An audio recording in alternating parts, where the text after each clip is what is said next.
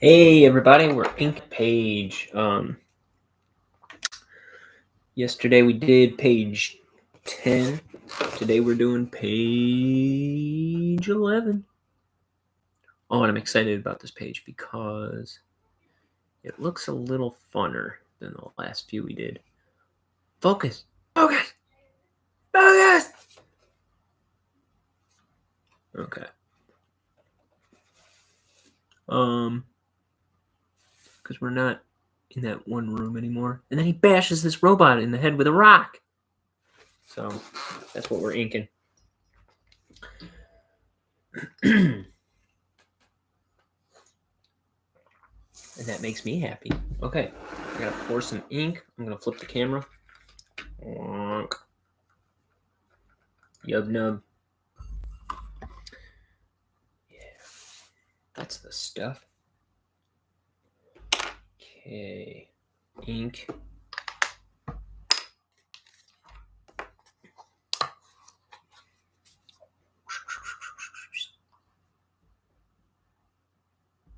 Let's go.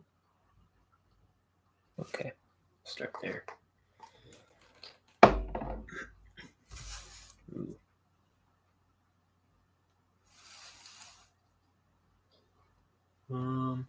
Let's swap out this thing. I've been testing my brush stroke because, like,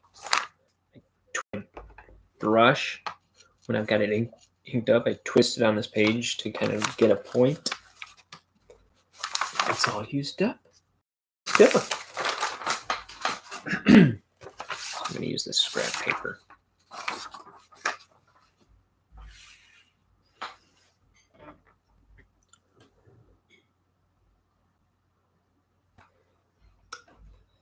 So my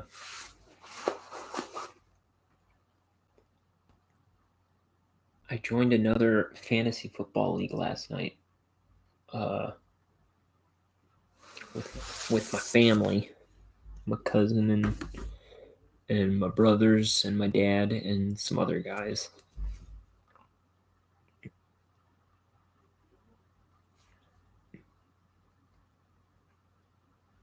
But in the one I'm in with my roommates,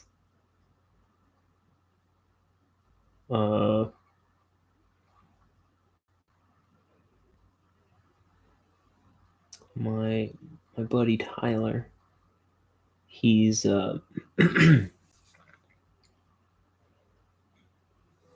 he's gonna make if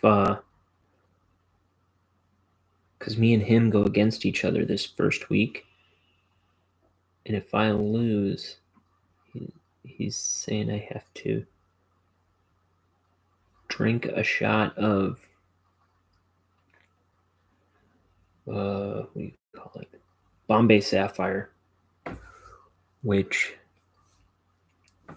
tastes like pine sol, like flaming pine sol. It really tastes like chemicals.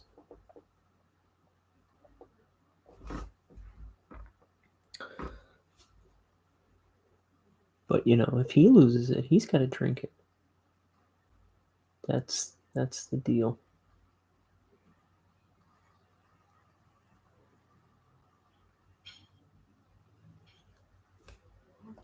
So at the end of the week, we'll find out.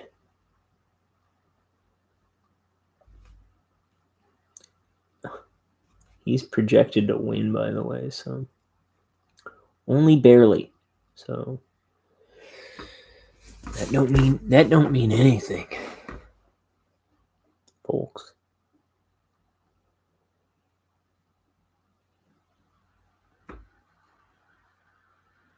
Projections are like dreams. They're not reality.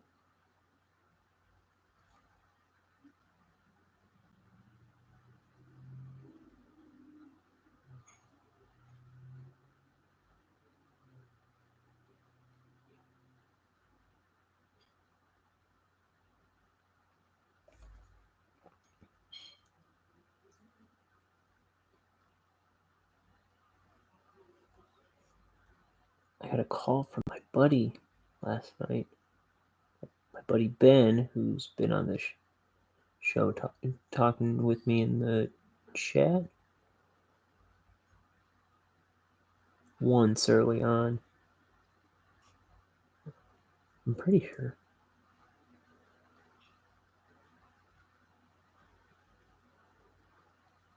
He's a good guy.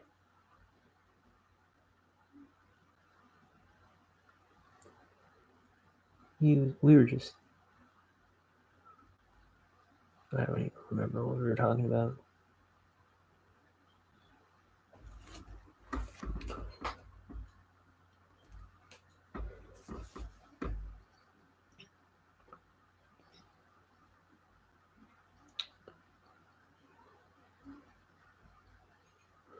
Oh, and my brother got engaged yesterday. Him and his long-time girlfriend. They have 3 boys. I'm so happy they're finally fixing to get married.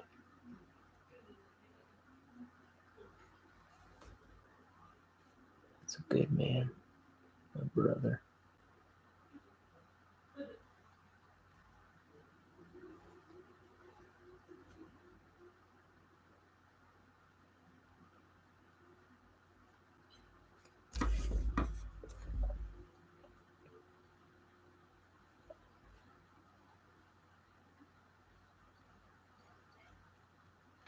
So my name's Ryan O'Connor. I never say this stuff at the beginning. I always forget. But my name is Ryan O'Connor. I'm a cartoonist. I'm inking my first graphic novel called Bonehead. Now this guy is a skull guy, but he is not the titular Bonehead. Bonehead is this guy. He's a buck-toothed, skull-headed chap who works at a poison factory. And he's kind of a goof off, kind of a slacker. But at the beginning of this book, he's decided he's going to get his life together. So he's just gotten a promotion, and he's going to ask his girlfriend to marry him. And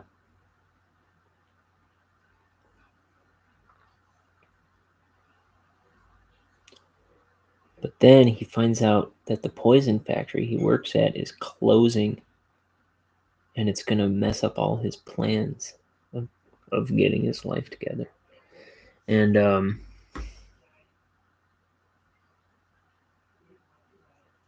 then he finds out that his bosses have been working on this top secret project. So he steals it so they can't close the poison factory. But it gets him wrapped up in this interplanetary fiasco. There's monsters and all kinds of crazy characters.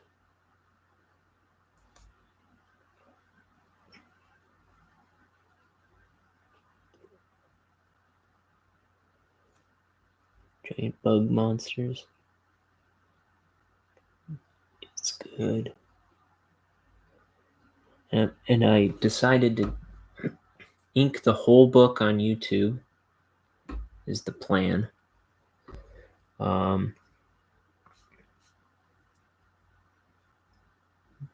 And I'll be kind of figuring this out loud. Figuring out how to make a comic out loud in front of people. In public. So you can learn with me.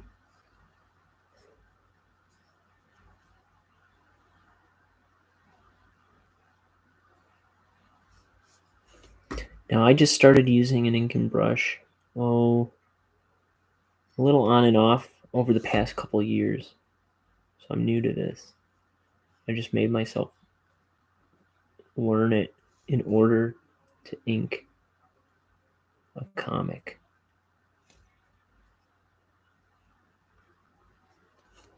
Because I was thinking about doing this a long time. And I'll say this. For the first couple of years, I would just like ink, like drawings like this. Though this one I didn't use an ink and brush, I'm pretty sure. Yeah, that's with a pen.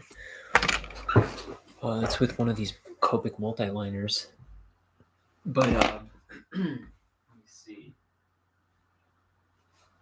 I've got a bunch of drawings that I did here on YouTube right before I started inking this book. Like I would do this kind of stuff all the time for the past couple of years. I was practicing on and off for a long time. I would just do a bunch of things and then just ink them with the brush to kind of get my practice in. And I'll say this: I would always buy those brushes from Hobby Lobby. You know, it comes in like there's like 12 brushes that come in a pack for like, I don't know, $5 or something. And I would always use like the one similar to this. This is a size 2. But when I started inking this book with these brushes, these are fancy pants brushes. These are Winsor & Newton Series 7 Kolinsky Sable. And this is a number 2. Once I started inking with these on this book, because I was holding off on using good ones until I started inking the book, and these work so much nicer. But you got to take good care of them. You got to clean them every time you use them. And try and keep them in good shape.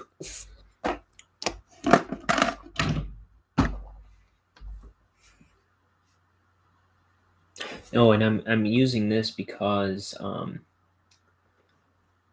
used to watch back when there were art streams to watch of Doug Naples. This is always the brush Doug Naples uses on his books. So the reason he uses that is because that's what Bill Watterson used on Calvin and Hobbes. And how can you want to try anything other than what Bill Watterson used on Calvin and Hobbes?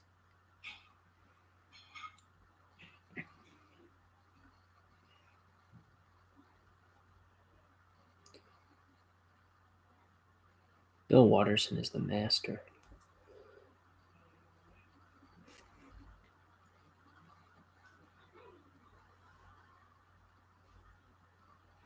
I keep saying if I had a brain in my head, I would trace down some Calvin and Hobbes strips, and I would just like ink one for practice before I start a page and try to match Bill Watterson's lines as much as possible. That would be such a good idea, but I haven't done it yet.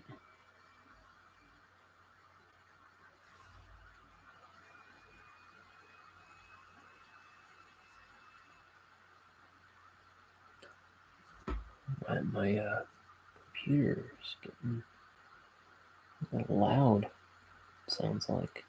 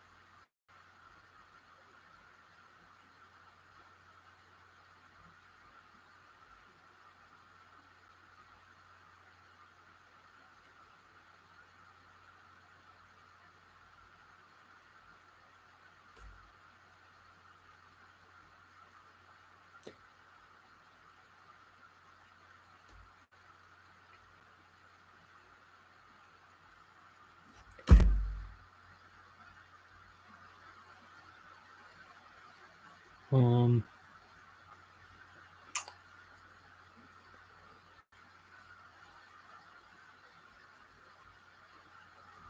and yesterday, so I was with some of my family, and man, was I yakking. I feel like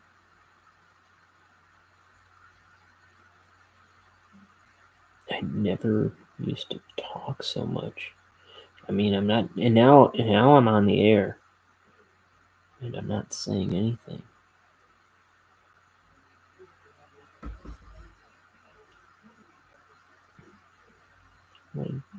What a maroon.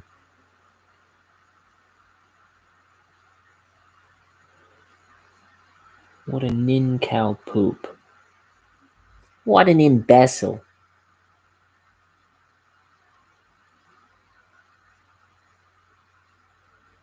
What an ultramaroon.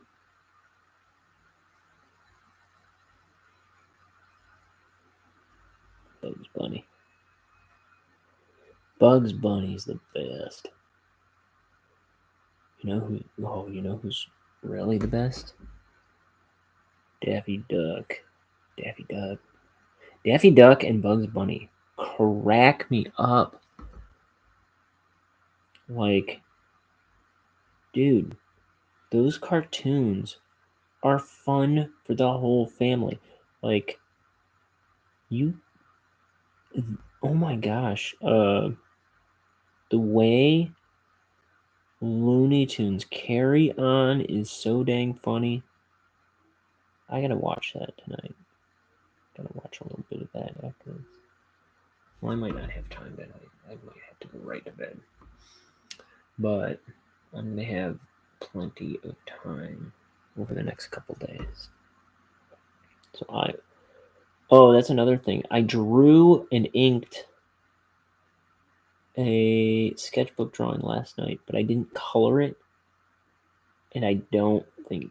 I mean, I'll certainly try if I can, but I don't think I'm gonna get time tonight. But tomorrow I'll probably post multiple drawings. Is gonna be my goal, or at least over the next few days, I'm gonna do extra ones because I've missed so many days this week.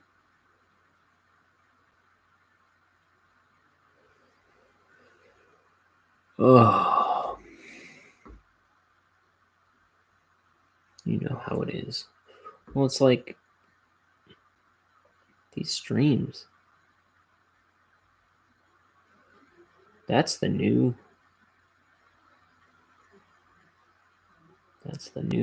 factor into this. I think the streams, me trying to talk while I draw, I think it might be slowing me down.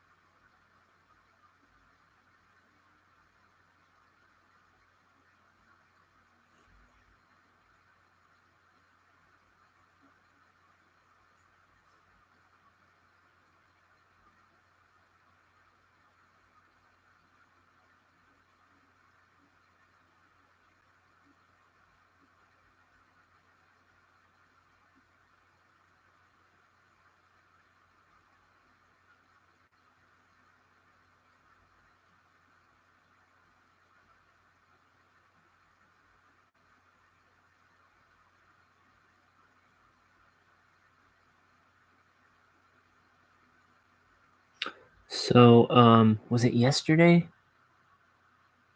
Yeah, pretty sure my buddy Chris was on chatting with me in the chat. on yesterday's show,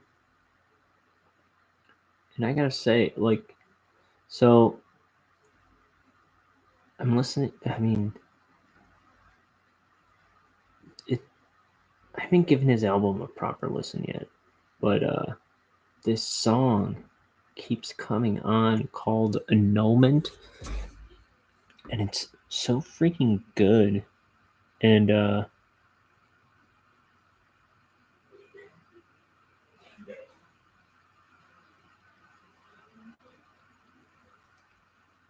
like, dude, it's crazy hearing his voice on a song, and it's crazy hearing him like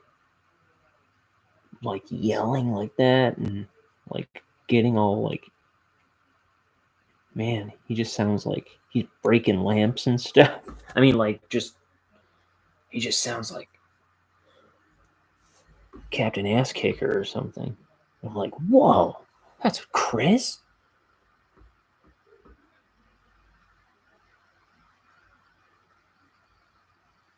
So I gotta give that album a proper listen and do a review on this show. I keep saying that. I keep saying a lot of things.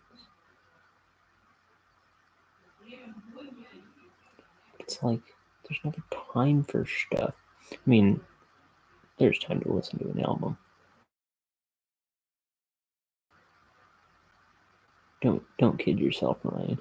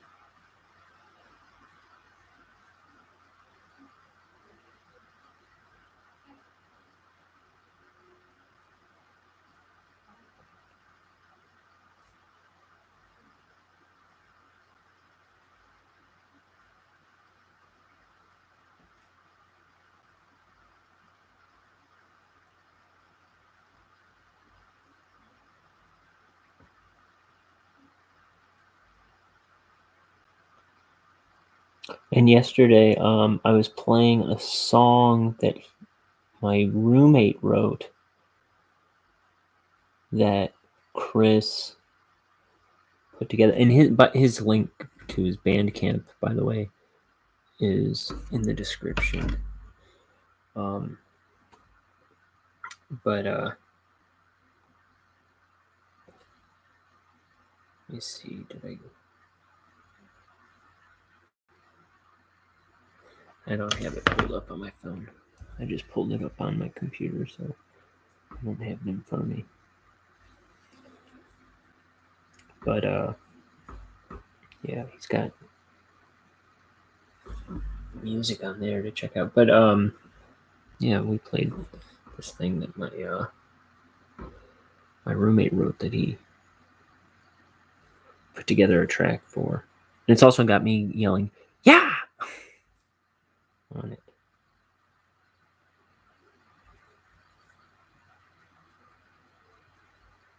Because it's like a cowboy song. This helmet is too thick. Oh my goodness. I'm butchering it.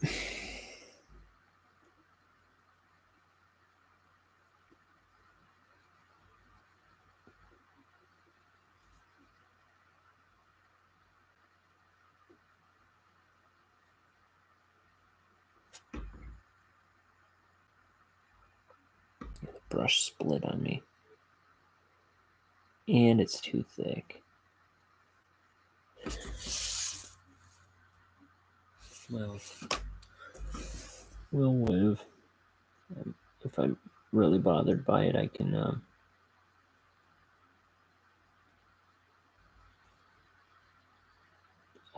white some of it out.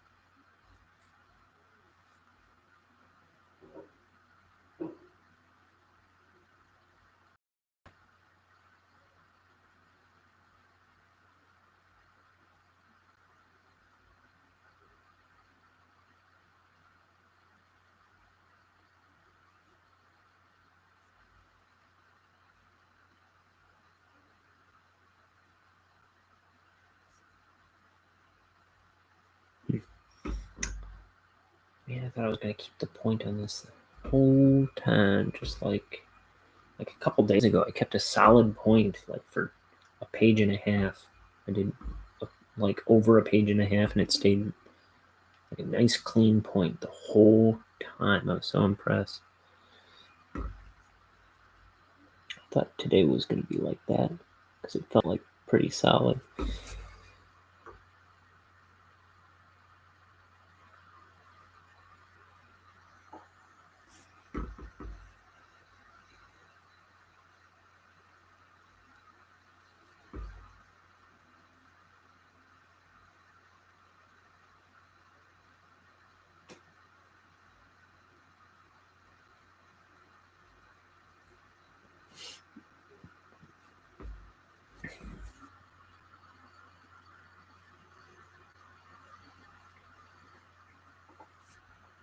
Oh, guys, I hear tell there's a Kickstarter coming out for.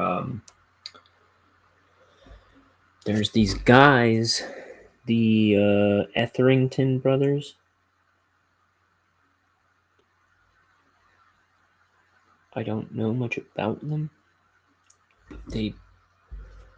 Lorenzo Etherington has some kind of comic out with some kind of part animal, part girl. I forget what it's called now. But anyway, they're a pair of brother cartoonists, I guess. And they always put out these so they're on Instagram, the Etherington brothers, or let me see, they're on Instagram, they're on social media. They have, let me see, there's a site, how to think.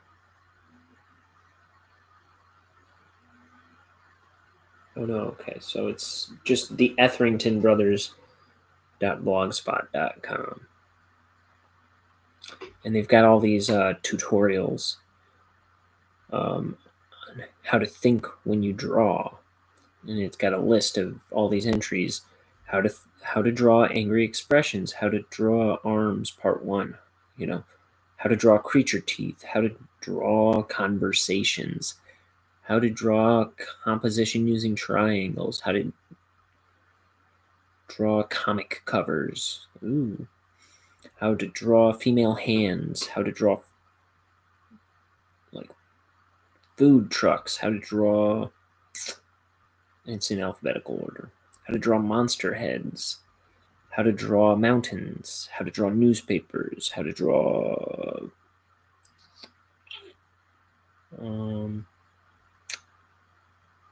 boxes, how to draw brickwork. You get the idea. And I believe I'm just going to check their Instagram to see what it is.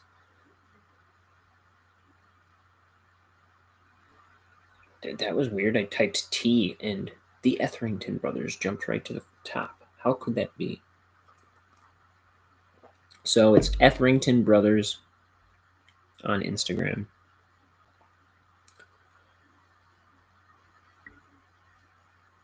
And yeah, they've got all their tutorials up there.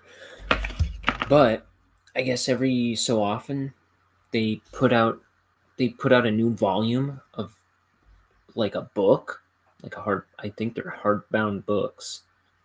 And I heard about their last one like a day after their last campaign ended.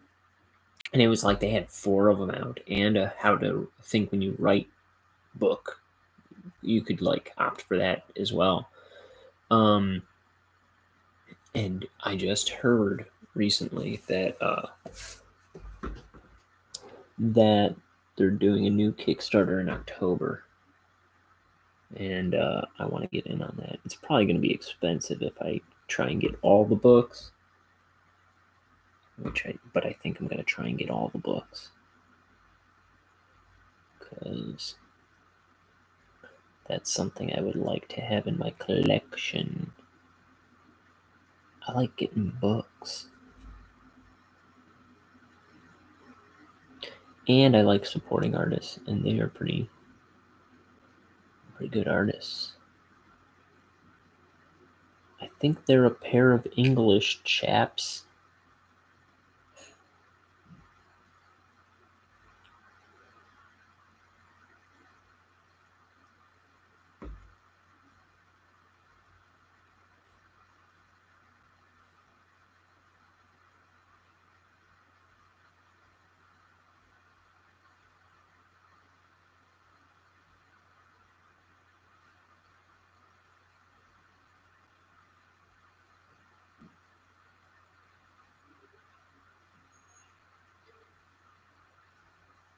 Mm-hmm.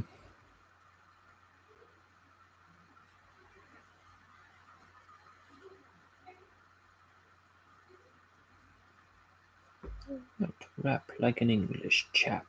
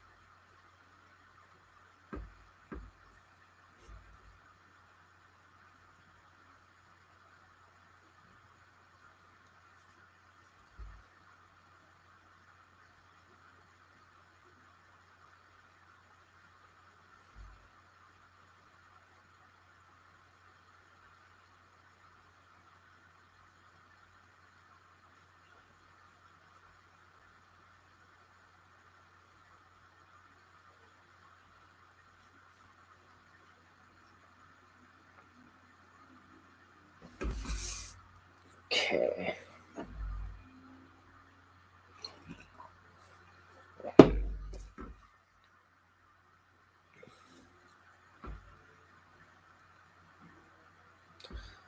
Jump up like harem scarum. Don't like the shoes, but I'll wear 'em. Gotta do it on foot, not vehicular. Get a snack, but I'm not particular. I'm not shy, I'm a player, shunner. Ronald Reagan and the space ray gunner. Bring the super eminence. Fell asleep in a video conference, fat man. Shit out of luck. Seek the favor of the muckety mucks. I got stuck in black tar, going to Vienna just to ride the streetcar.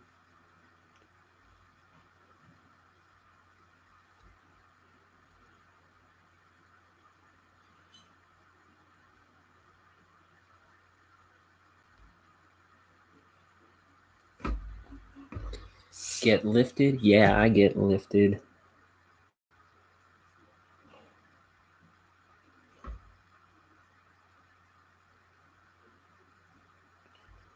Chase the mermaid. Chase the mermaid.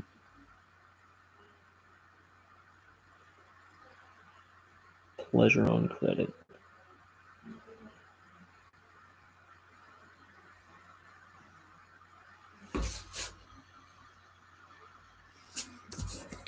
Okay. So,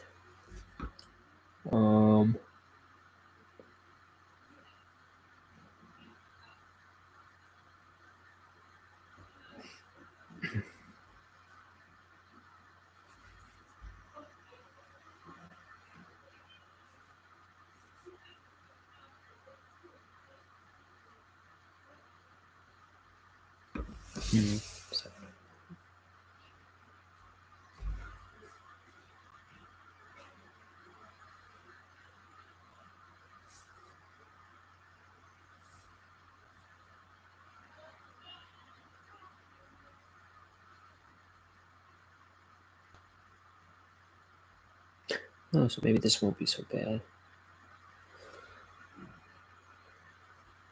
I'll just throw this all in black.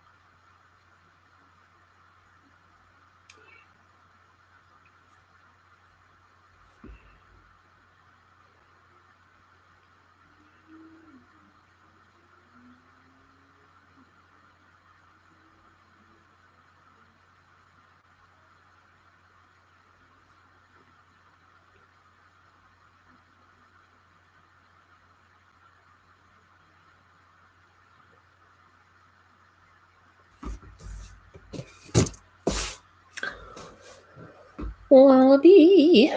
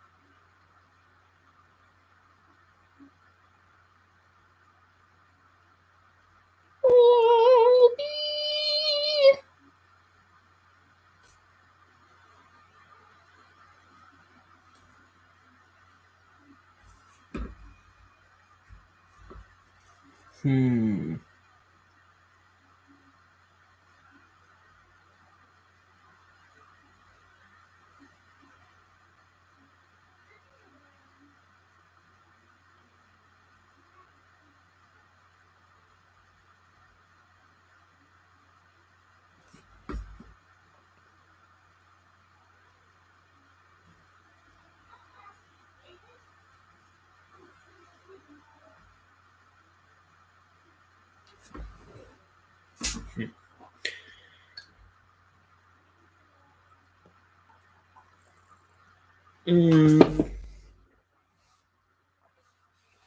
think these bushes are too big.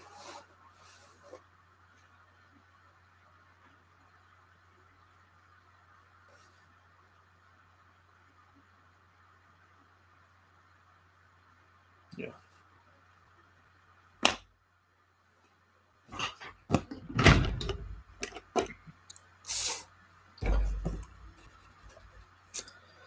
They're these cute bushes that are in this picture.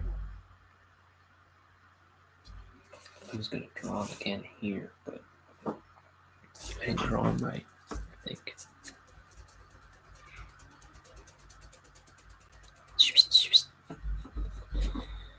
Um,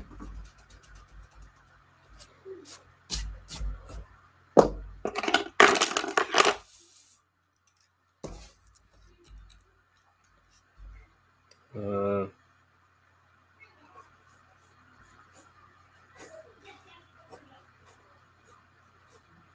hear these adults talking like babies over here?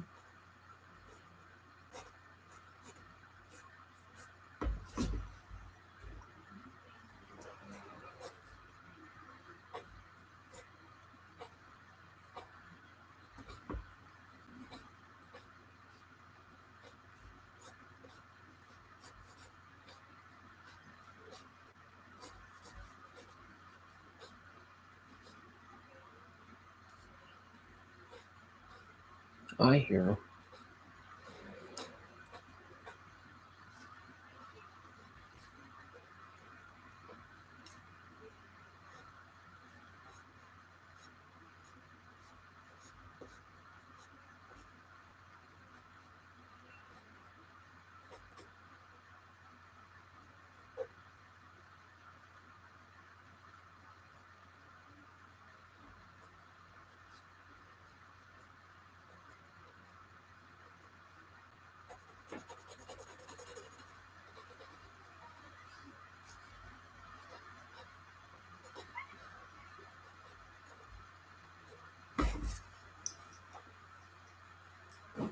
Keep this up here just so I can look at it.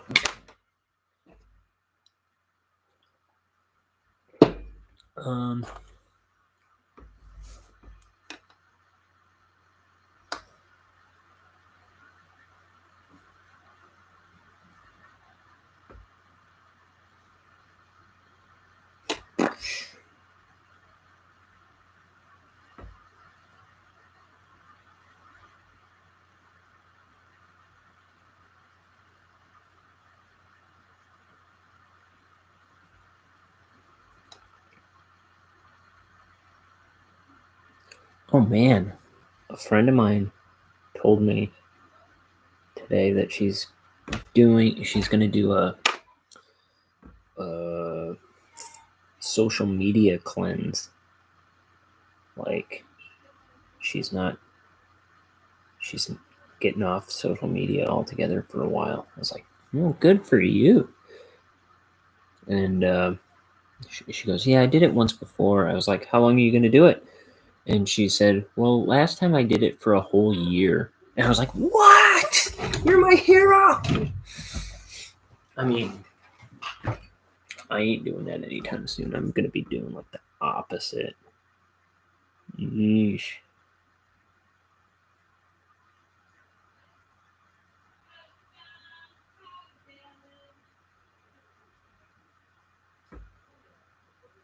This girl's like 18. I'm so proud of her for that. That's so cool.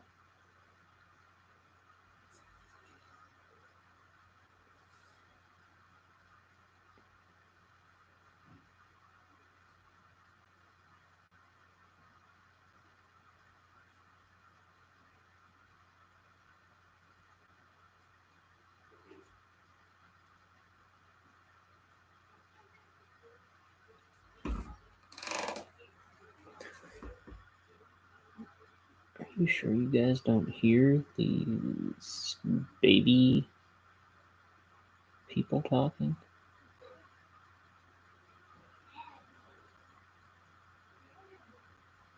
Makes me sad.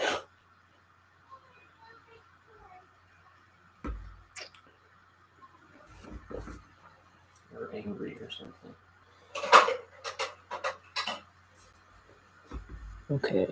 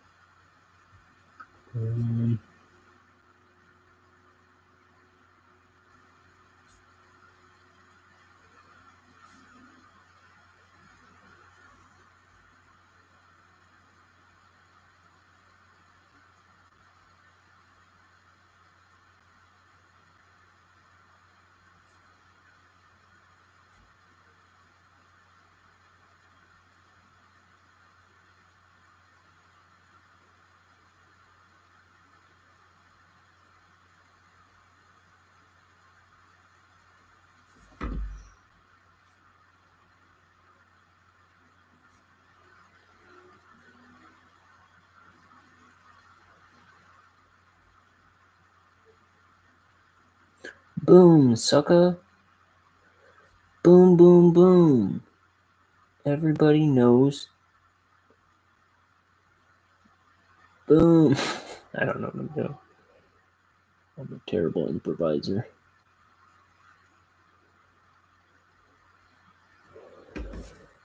Oh, mama. Oh yeah, that would have been beautiful. I almost like made my point on yesterday's page. I almost just went like in the middle of my page.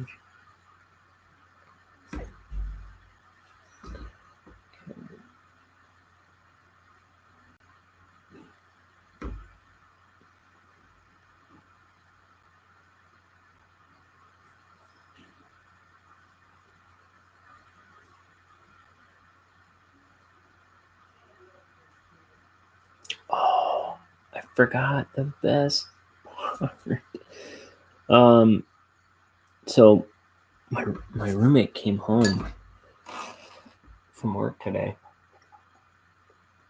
and he's the one that started the draft between me and my buddies and all that. So he came home from work today. He's like, check this out, and he pulls out a couple of trophies that he bought at like Goodwill, and he's gonna like one's like a guy in a business suit, looks kind of like Tom Landry or something, like a hat and everything, and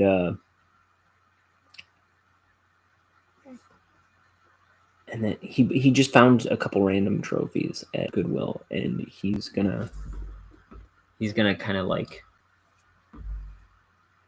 fix them so they say stuff like one's a winner's trophy and one's gonna be a loser's trophy, and he's gonna stick this little Oscar the Grouch toy that he also bought onto the loser one. He's gonna give him like little captions on the blank nameplate or plate, whatever that usually say like award for excellence, award for football, whatever. And oh man, he's like the loser one is gonna say like It's going to have Oscar the Grouch on the base of it, next to the trophy person, and it's going to say, "You're trash at fantasy football." And then, yeah, the other one will be the winner trophy. So that's cool.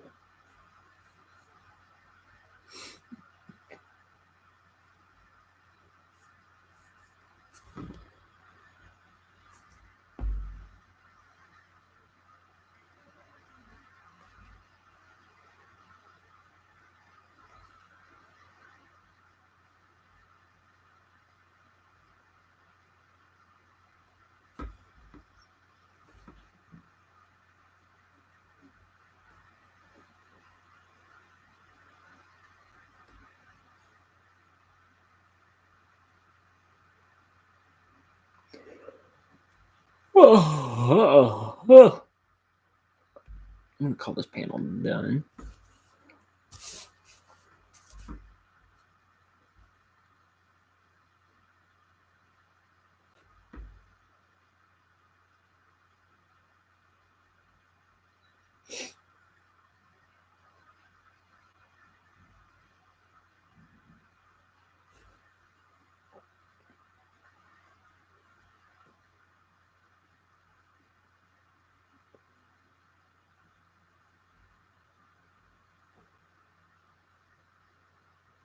Here's a silhouette panel.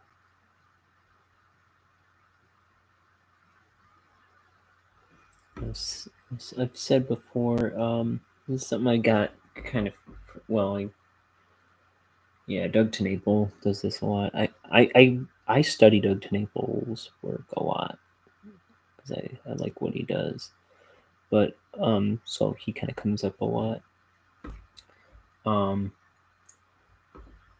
But I got these silhouette I don't think I do them a lot throughout the book, but I probably do it a few times at the beginning of this book. But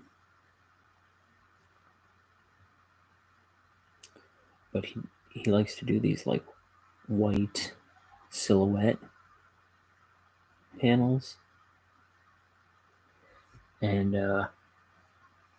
that's something he got from Hank Ketchum, the guy who did the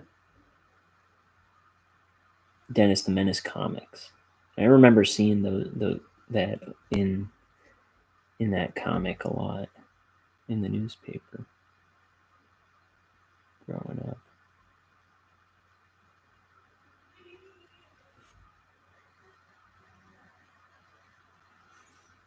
I should see if there's a good collection. I'm sure there is a good collection of Dennis the Menaces.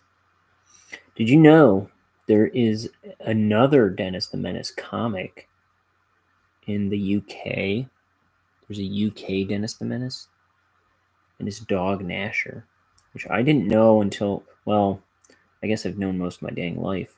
I'd never heard of it before I went to Ireland when I was in second grade.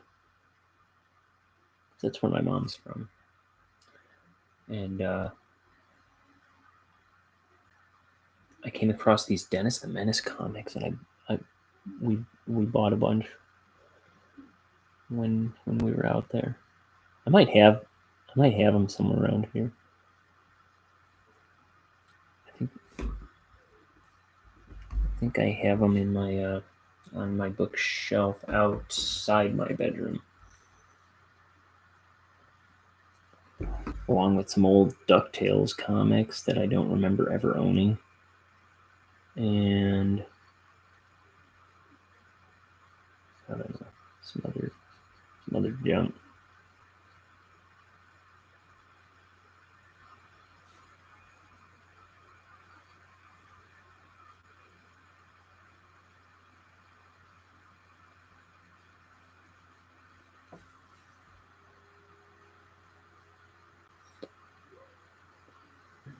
We're nearly at the 1 hour mark.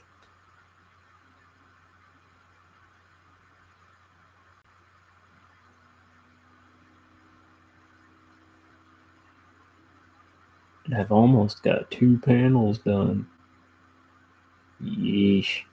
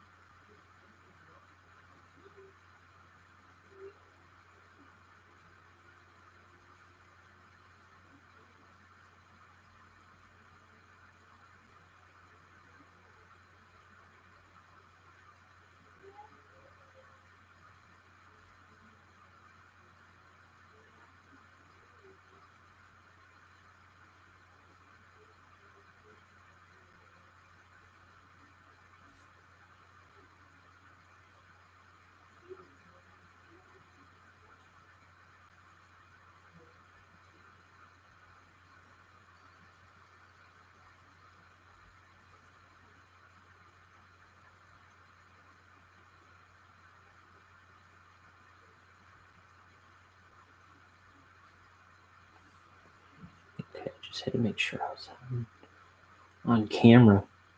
The bad habit of inking off camera.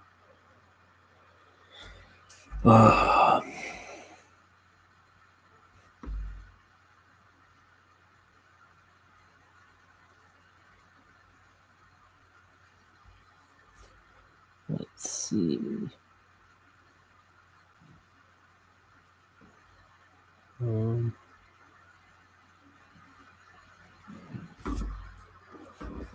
I'm wondering if I should just start calling these ink streams like all a united title, and then just give it a colon and like a more specific to the video title. You know what I mean? So like this one I wrote Ink the Book, the Ink the Book Show or something like that. What did I call it? I can't even see.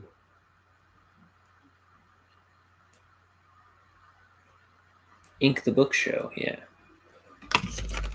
Ink the Book Show. Bonehead, page 11. That's what I called it today. What if I just keep calling it Ink the Book Show?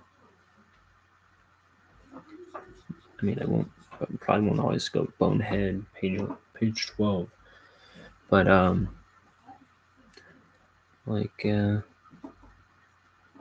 the Book Show. Ryan finds a manta ray in his trousers. Ink the Book Show.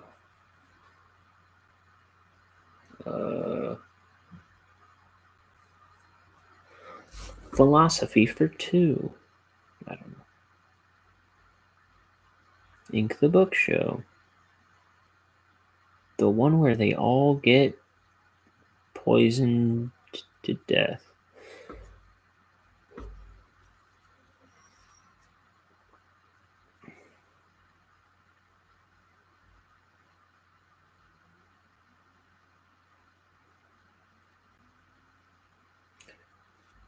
Ink the Book Show.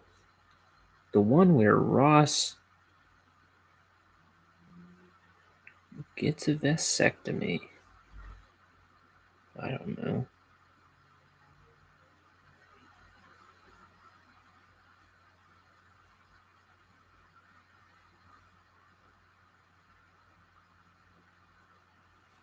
Yeah, I think I might do that. Maybe. We'll see. Should I call it Ink the Book Show? Ink the Book Show. I kind of like it, personally. I just kind of throw it up like I usually do my titles.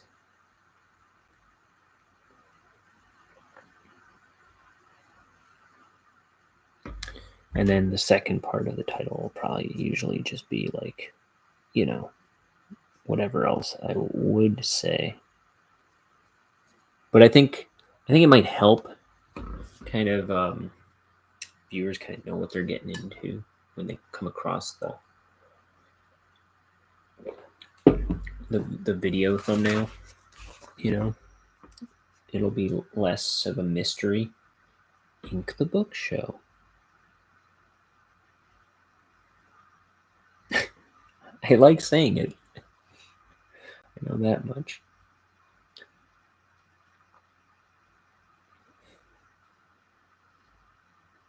Hello, welcome to Ink the Book Show. I'm Ryan, and I'm inking the book. Ever heard of it?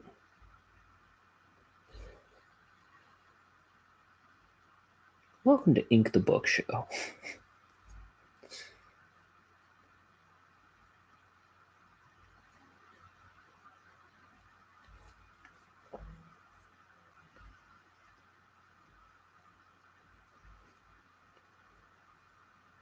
This is not a Hitler mustache.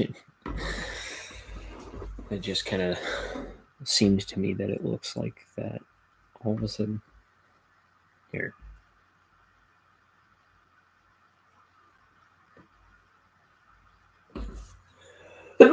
Excuse me.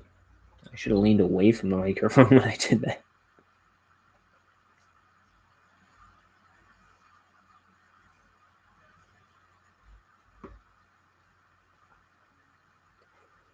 John Jacob Jingleheimer Schmidt. That's my name too. I spit in your water. Knothead. If you've never seen The Critic, do yourself a jolly little favor and go watch The Critic. I mean, after you watch Ink the Book Show.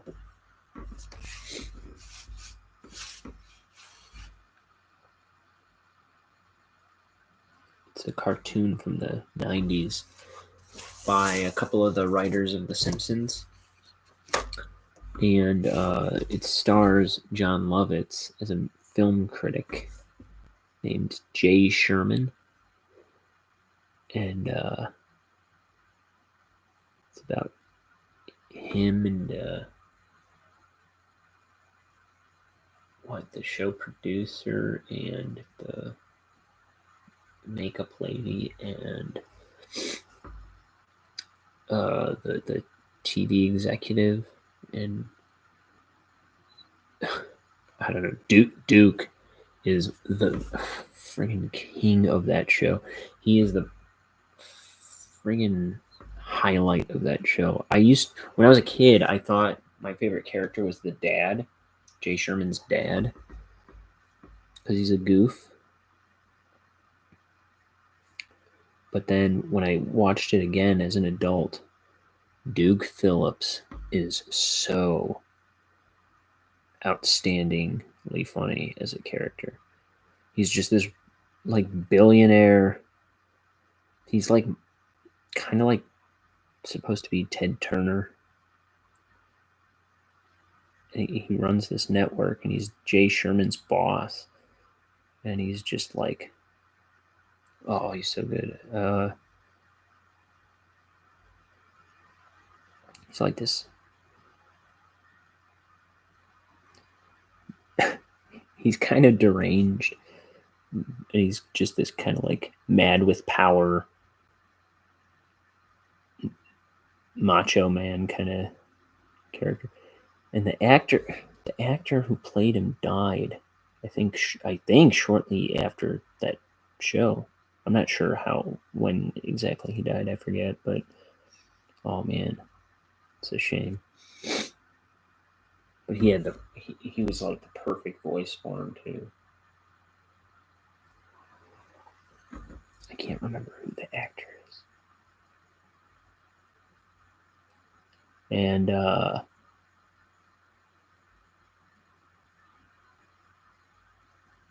Nancy Cartwright's in it. As you know who else was in it? Also dead, unfortunately. Not Candy Milo. What's her name? Christine Cavanaugh, who originally voiced Chucky Finster. And then when she died, Candy Milo is the one who took over a lot of her roles in her career. Anyway,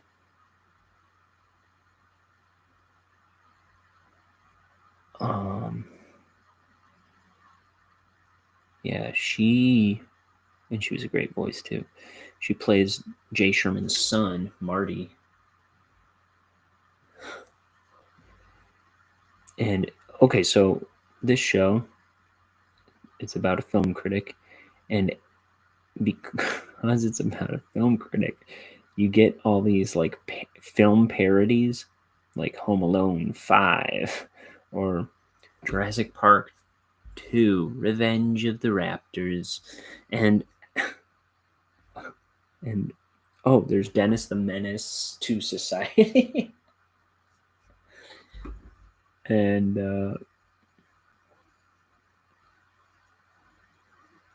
Rabbi PI. Please do yourself a favor and find the critic. You'll thank me.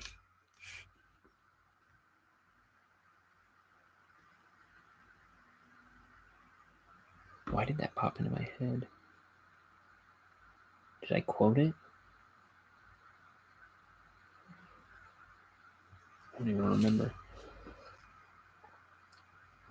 But I love John Lovitz.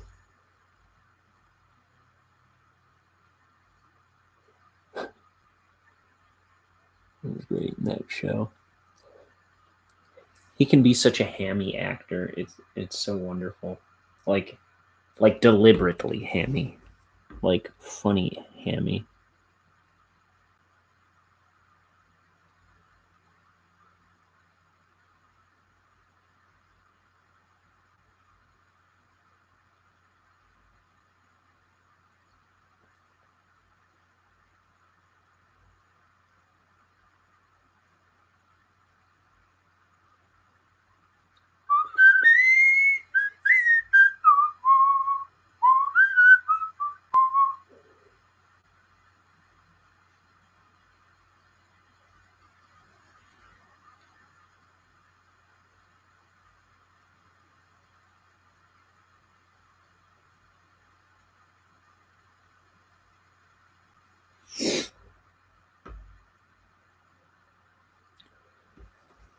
Come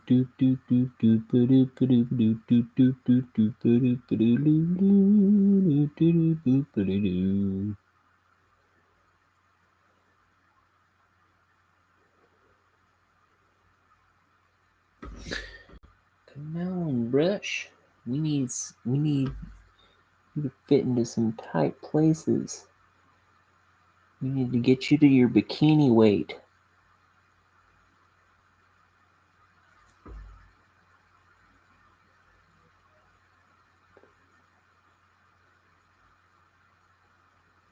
Oh.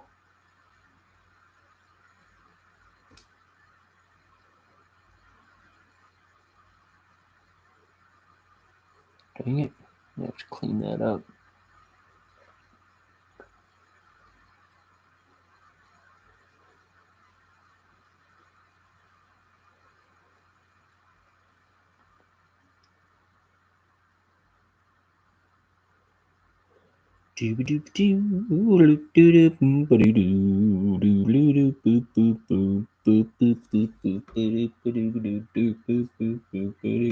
Okay.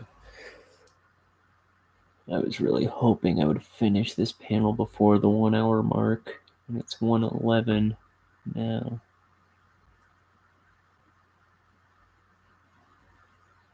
It's 8 o'clock. I think I'm going to have to stop this if I'm still going at 10, so I should pick up the pace somehow, some way.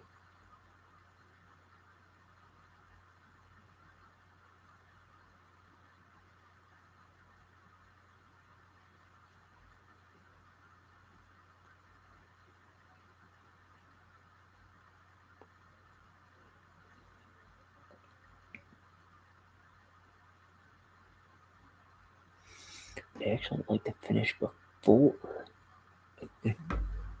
at all before 10 o'clock, but I don't think that's going to happen.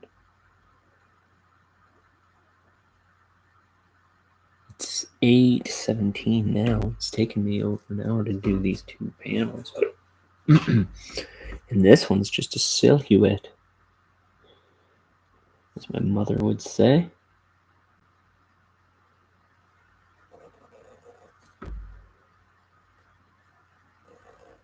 As mother said.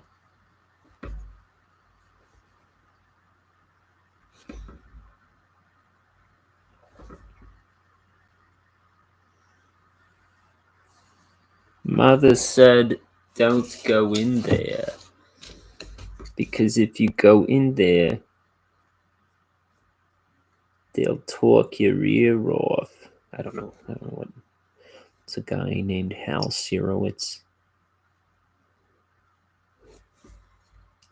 It's obscure. Don't go in there, mother said.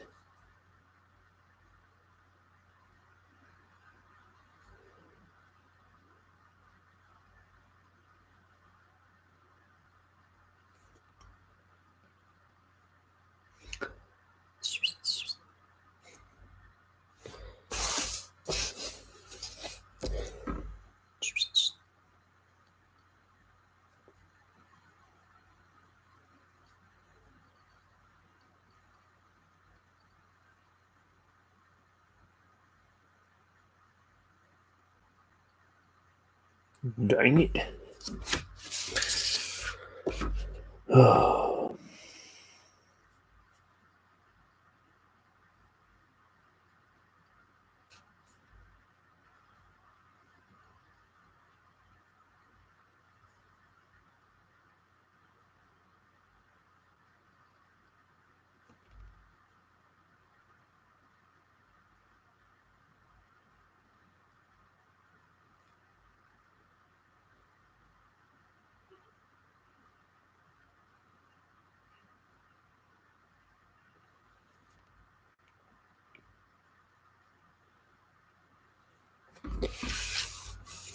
Vegetables, mother said.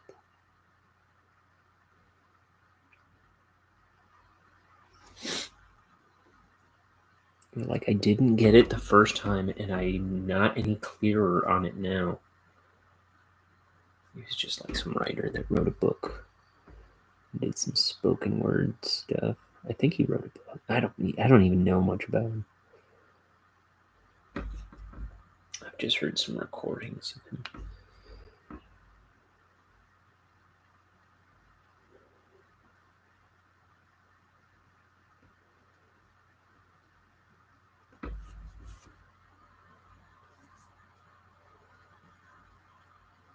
I think on one of the episodes of the They Might Be Giants podcast, there was a recording of him.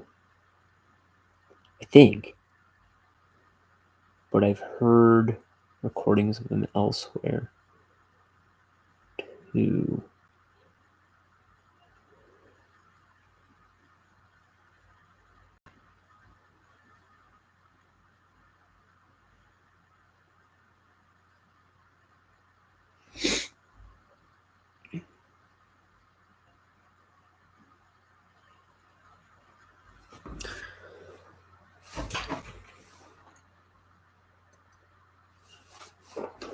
And then, his mouth. His mouth.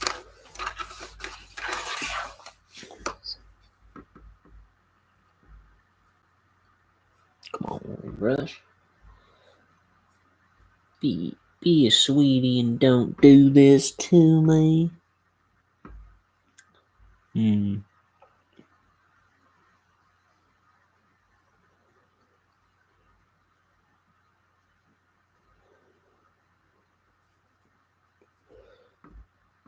Come on, Rush. I believe in you helping me. What I don't believe is that you would do this to me.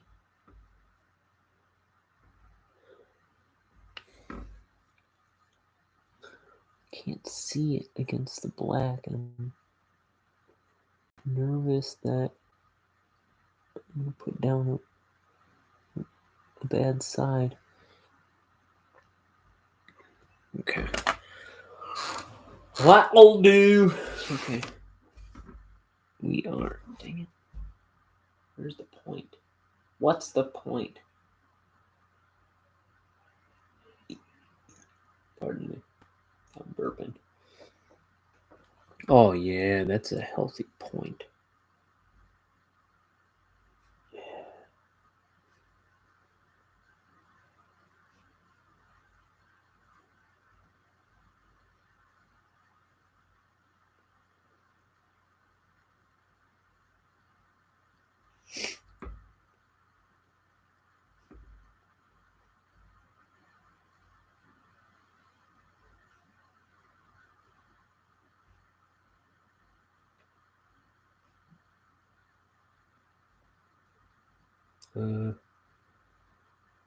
Okay, I see what I was thinking.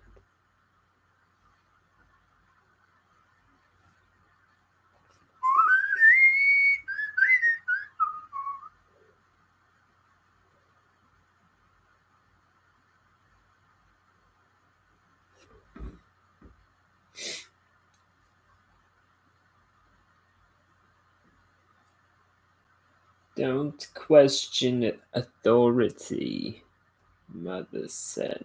I kind of screwed up his voice in that one.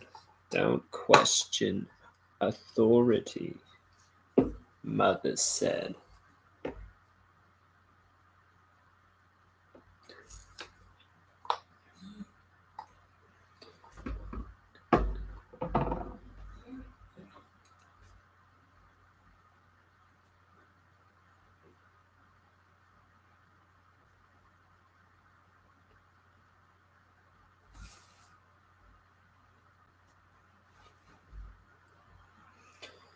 Because if you do, I'll have to lock you up in your room and you won't get any supper.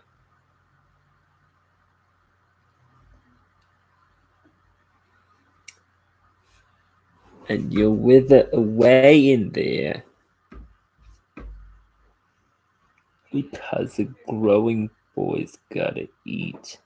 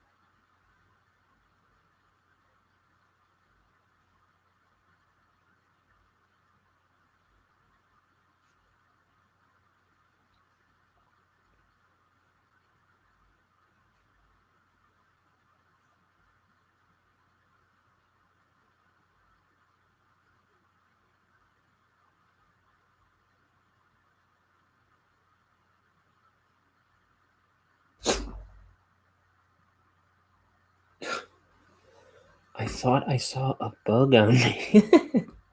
And it was just like eraser dust or something.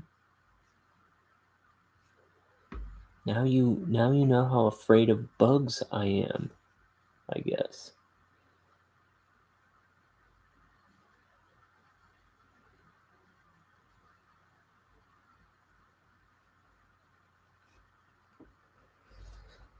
My goodness, I nearly jumped to the moon when I thought there might be a bug on me.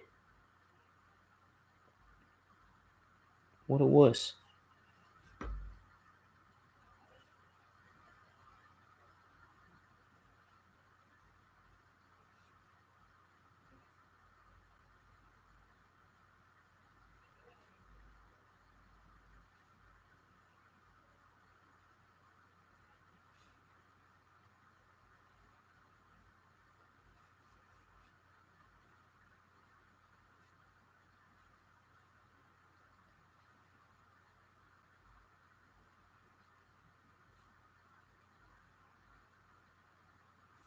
So yeah, my brother got engaged, and that is wonderful news.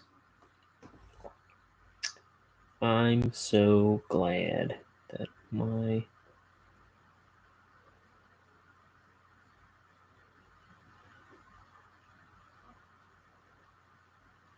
that she's my sister-in-law.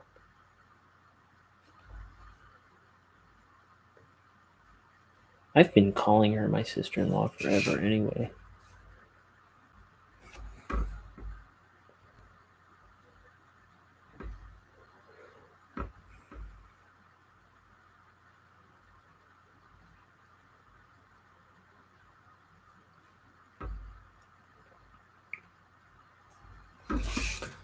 Okay, he's looking up at this tower.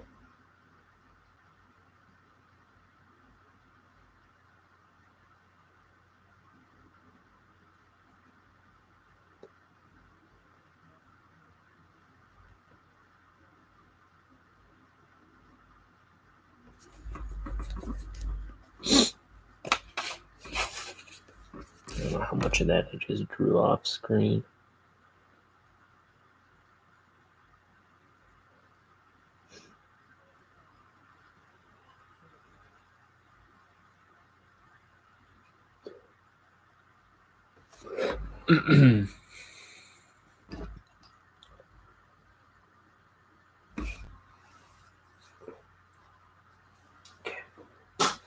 Time for a new cup of tea.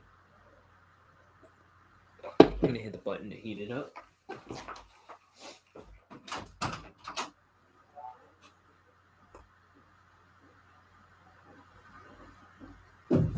Alright. So that should be ready in a few minutes. You know what else I could use? A piece of candy.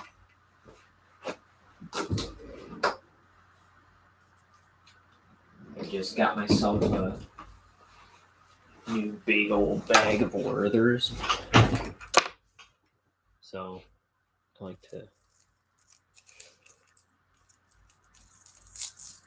I don't know, it kind of keeps my mood a little more at peace. Sometimes if I just have a piece of candy, I've found, like sometimes I'll keep like dark chocolate Hershey bars with almonds around.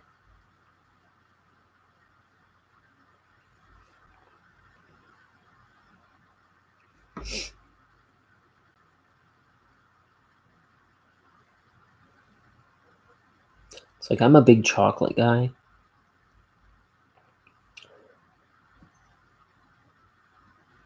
but like when I buy candy to have around the house, it's more to like just keep me working.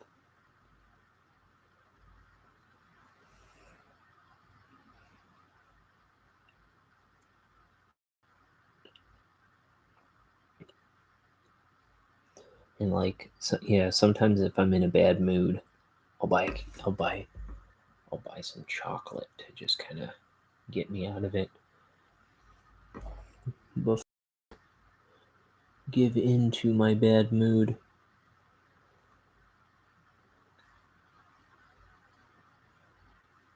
Maybe it's a mental thing, but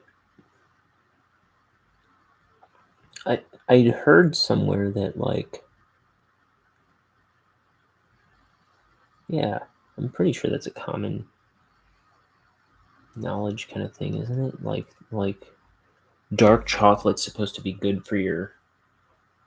It's supposed to help make you a little happier, right?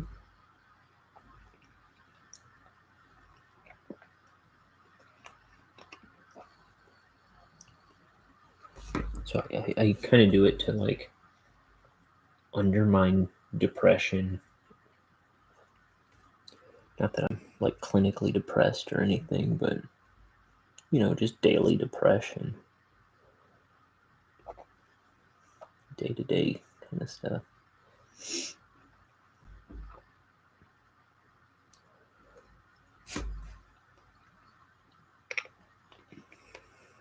Something I was talking about yesterday is like, I try not to let my emotions dictate my actions because I don't trust emotions.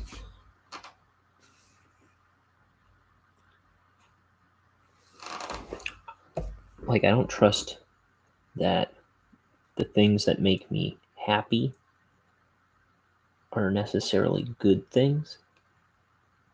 And I don't like things that make me sad aren't necessarily sad things. Things that make me angry aren't necessarily bad things. And I don't want to be an angry or sad guy generally. And a lot of the things, like, and I'm mostly talking about like irrational anger. Like, I don't want to be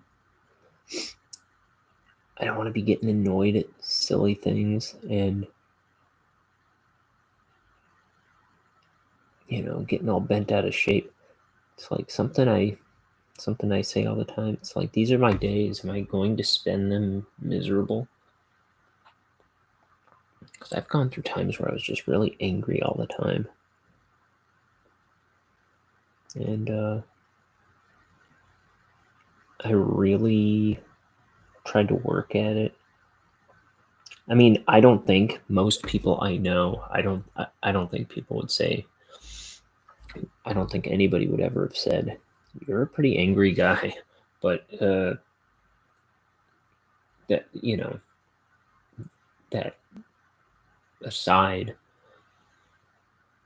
I felt angry all the time, and it didn't feel healthy. So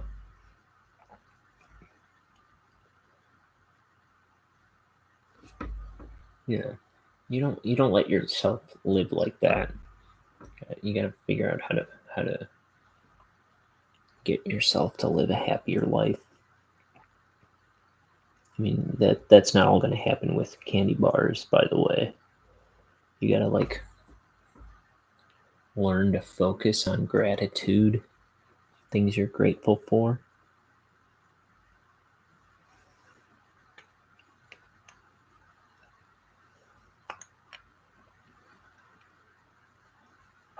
Like, I'm grateful for my family, very grateful for my parents, my brothers and sisters.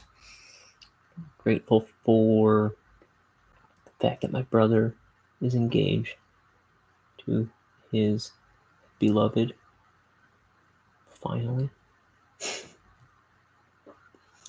I'm grateful for dark chocolate Hershey bars with almonds. I'm grateful for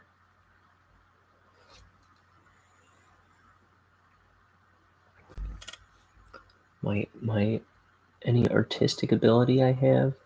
I'm grateful that I am healthy. I'm grateful that I am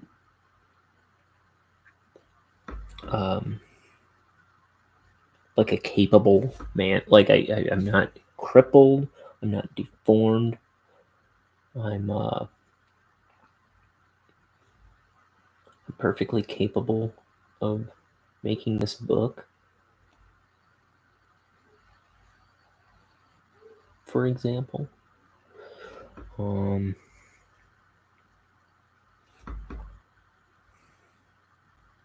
have wonderful friends. I don't know if I said that already.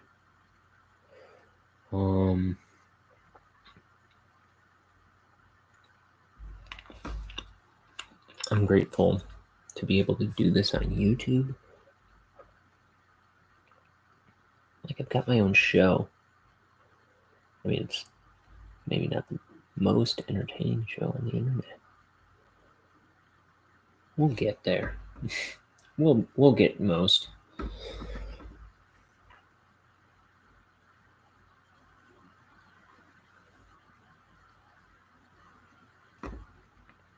But yeah, if you're angry all the time, a lot of that has to do with pride and just, part of the problem is you're thinking you're better than other people, generally. And that was something I heard a priest say not that long ago. And I believe that's true. And, I mean, I believe what he said was true. And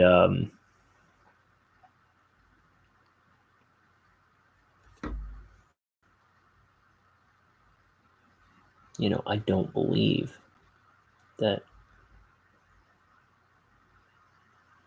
thinking like that is true.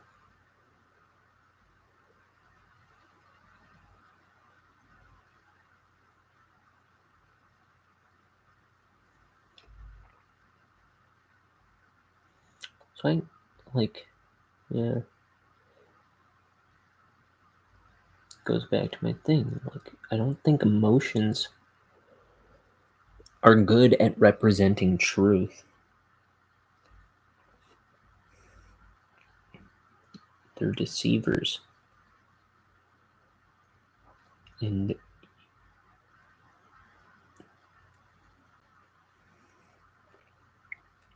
if you can get yourself to look at the world outside your emotions, I think you'll be in better shape.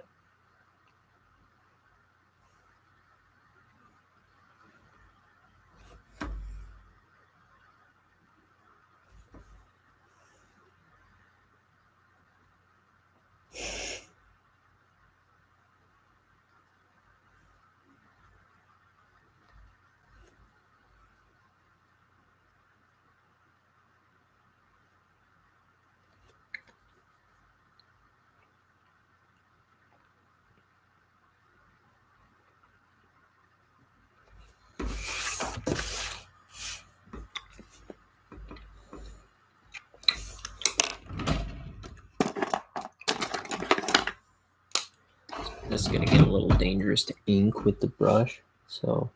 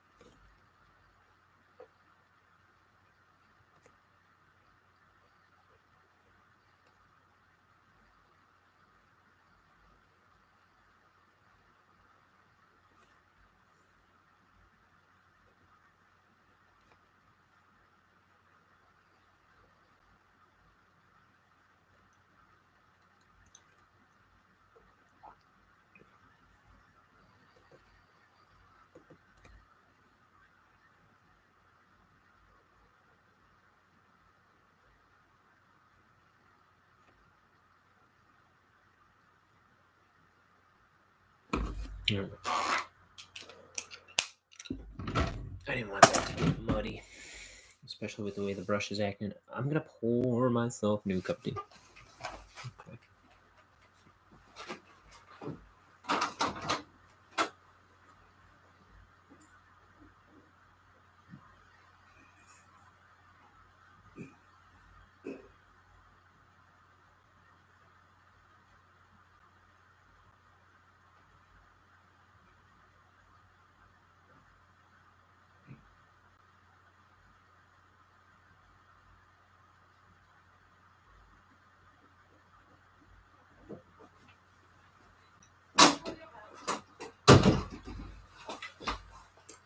Ooh la la. Tea.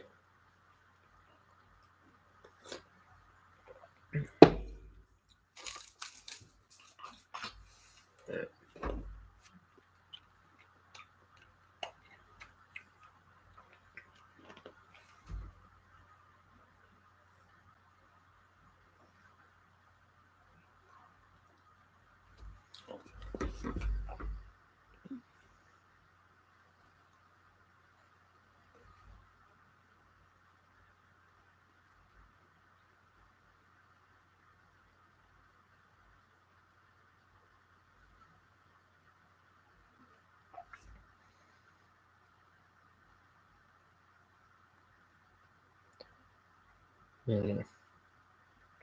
My goal is always to be a better man than I am.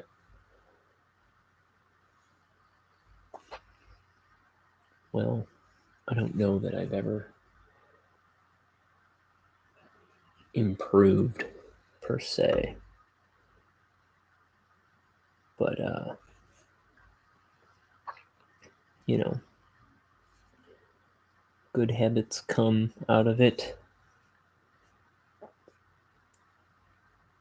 and sometimes I do a better job trying to, but you know, things ebb and flow.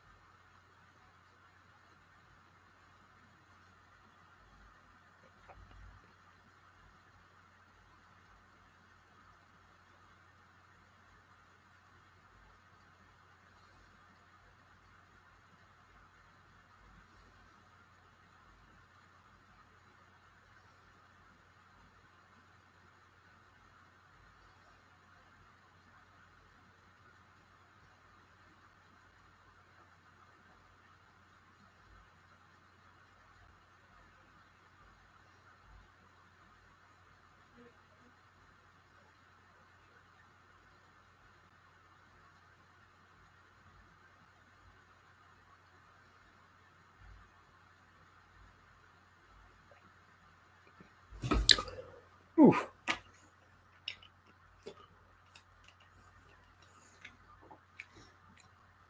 So there's this band, this like goofy band called Group X in the early 2000s or late 90s. I forget when I first was seeing their videos. They were like terrible accents. They would do like goofy songs, like terrible accents in terrible English, and it's called Group X. They had a bunch of like E-Bombs World cartoons, to go with their tracks. Remember E-Bomb's World? Well,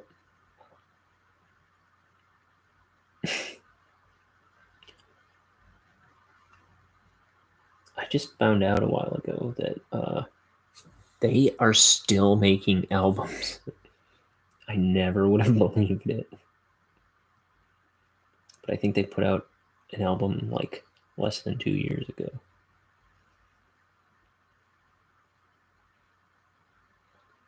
And it's the same, I mean, like, it's the same stuff that they were doing back then.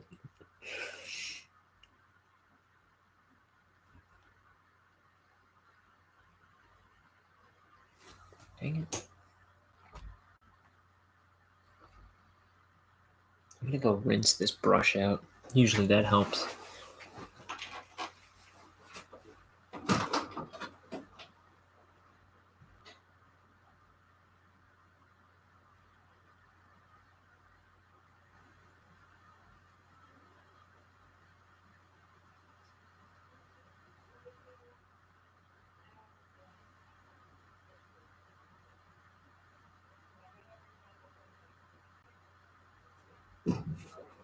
Alright. I just gotta kind of dry the brush off for when I get ink on it and drag it across the page, it'll be like watery and gray. Okay, I think it's dry. Trying to get a point on it.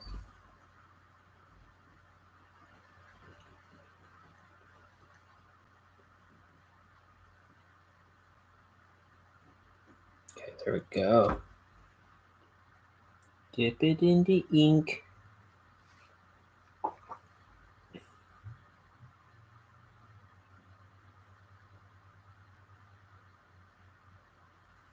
Okay.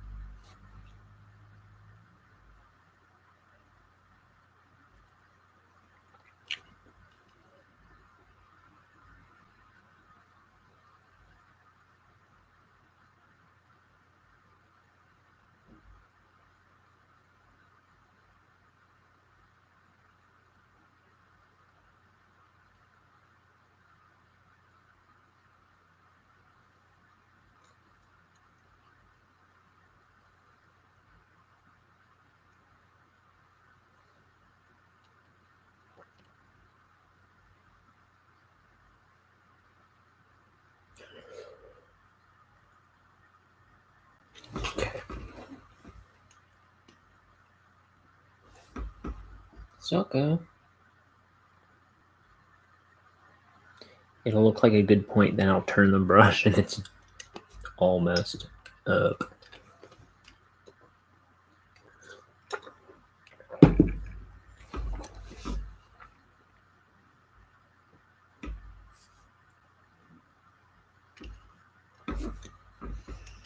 I just realized there's a little ask me button on this robot, but that probably wouldn't be there because it's an alien world. I'm wondering if I should keep that. I probably won't.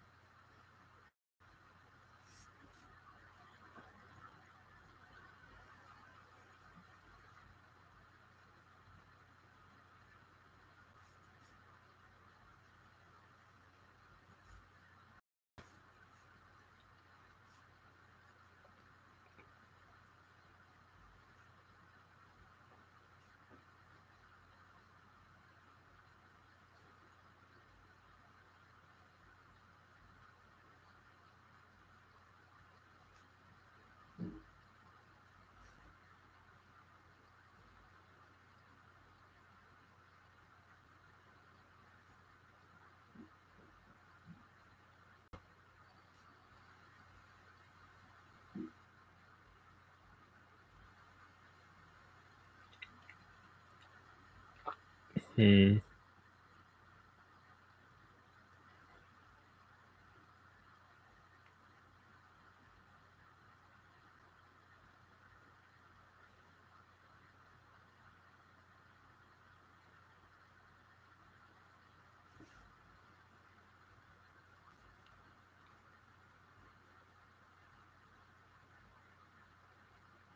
Yeah, that Group X stuff, it's almost like South Park quality goofy songs.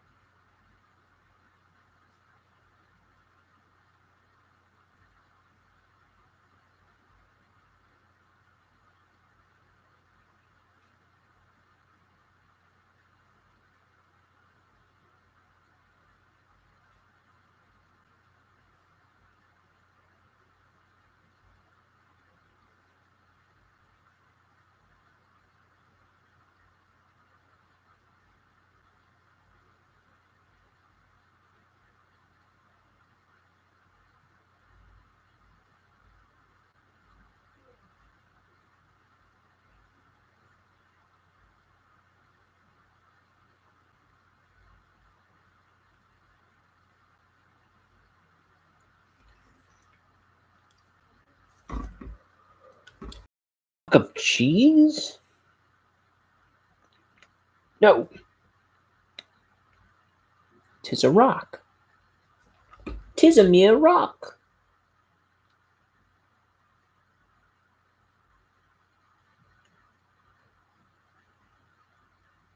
'Tis no mere cheese, 'tis a rock.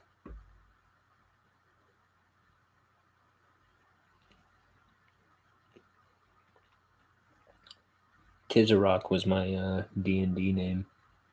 No. Do people have D&D names? I don't know nothing about no D&D. See, it's 9 o'clock.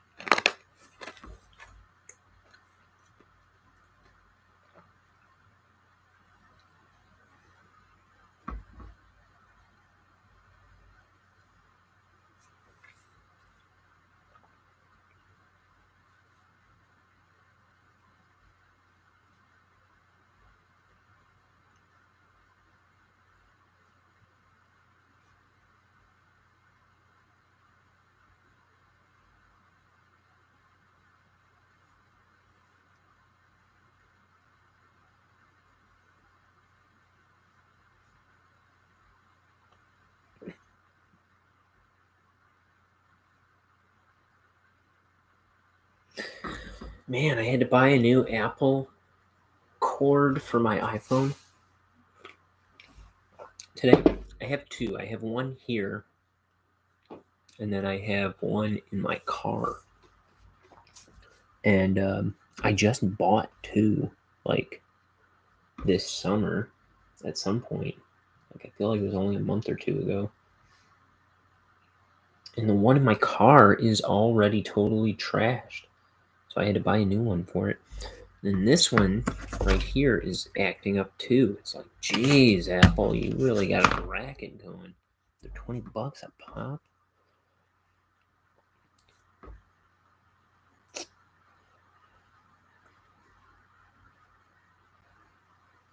You know what you're doing.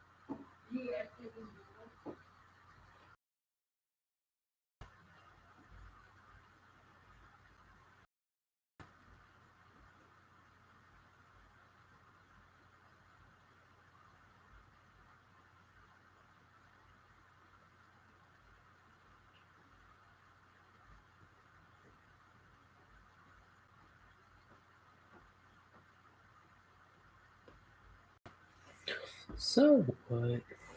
I don't know why I said that. I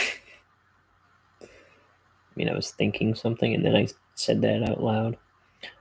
Hey, if you're thinking so much, why don't you start talking? Hello.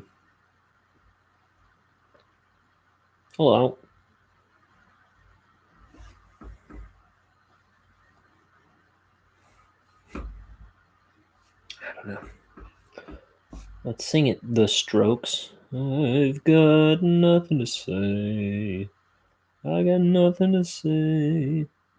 I got nothing to say.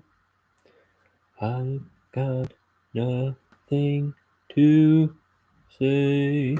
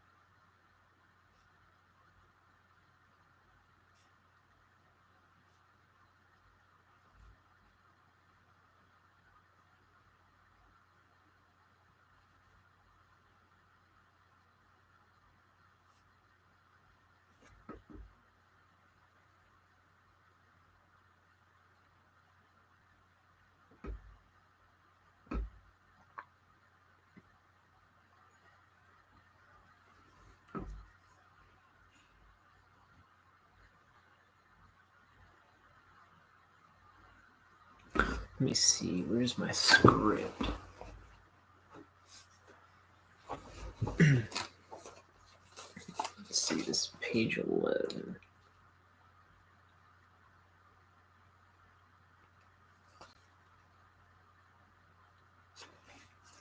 He goes, "We are not going home empty-handed. I will fulfill my life's greatest work." And he's like, "Where are you going, boss? Boss, what are you doing?" And this robot is like, "Welcome to the Tower of the Holy Artifact, constructed in the year of..." Cracks him in the head with a rock.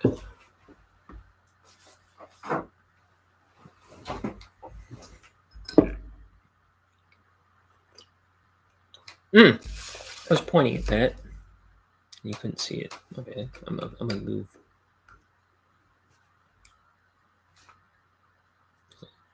Welcome to the Tower of the Holy Artifact, constructed in the year of... Trying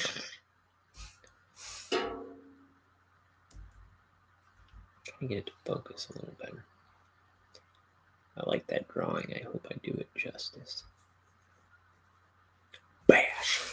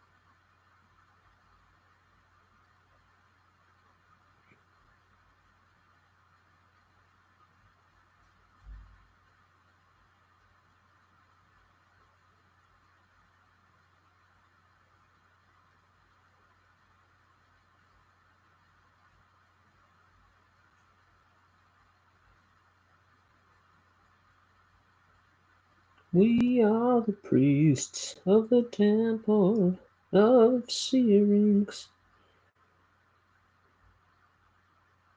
Not a huge Rush fan, but sometimes things just pop into my head. That's fair.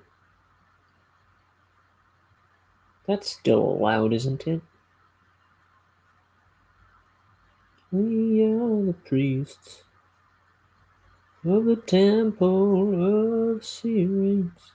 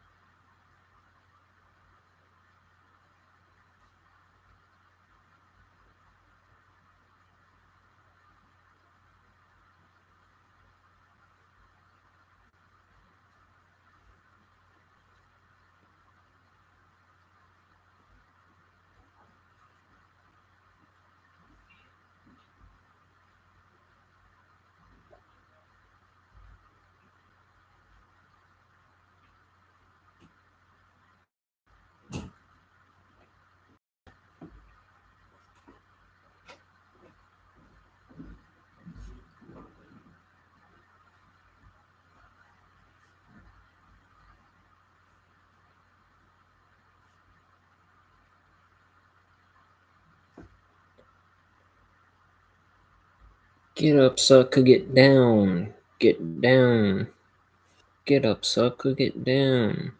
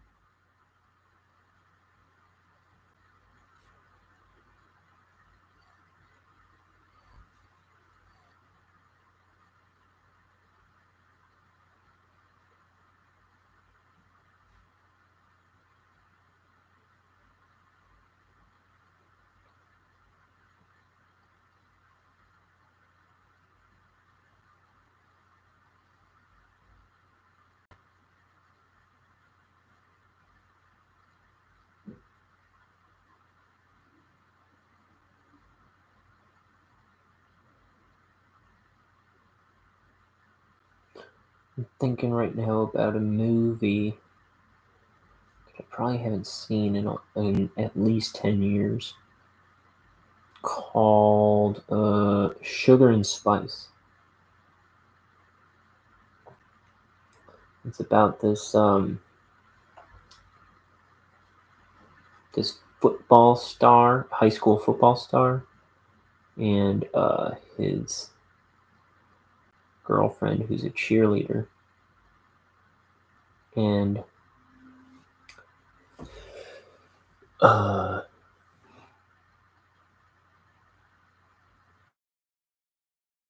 they're having a baby, but they're kind of like not doing so hot or something. Like whatever whatever the premise is, it's like the pregnant cheerleader decides with her cheerleader friends that she's gonna have to rob a bank to make ends meet, and it's a good movie. I gotta see if I can find that somewhere. I liked that one. I always liked that. I know her name is Diane, and the guy is James Marsden, who's in the Sonic movie, which my nephews love. I watched it with my nephews when it first came out, and I thought it was pretty decent. And it's funny, they'll run around with their arms way behind their back. Oh, my nephew, my one nephew does all the time. He starts running around with his arms sticking out behind his back, thinking he's Sonic.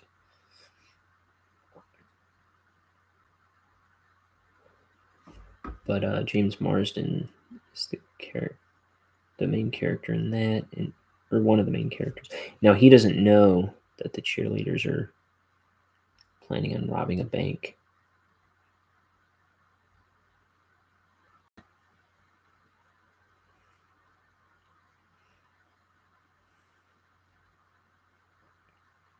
Oh yeah. They're still in high school. They are still in high school. But I think she's like out on her own.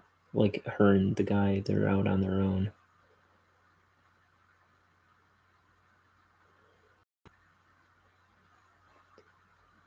And they're struggling to make ends meet, I guess. Then they find out they're having a baby.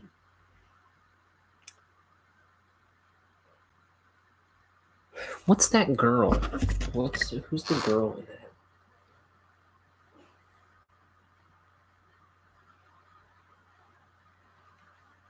Now you fool.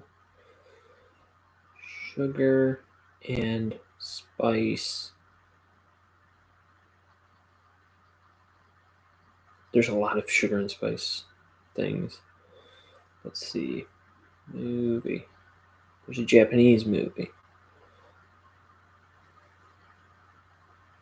Here we are. 2001. Comedy crime. Jack, James Marsden, Diane, Marley Shelton. Never heard of her. Oh man, I barely recognize her. Let me see.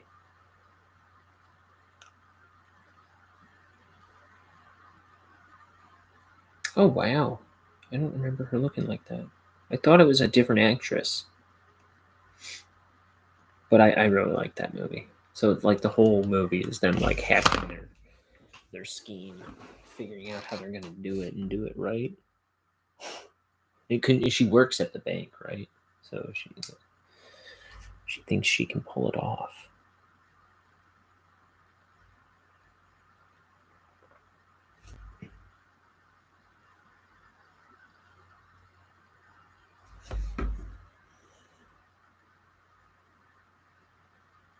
And one of the one of the cheerleaders, she's like obsessed with Conan O'Brien.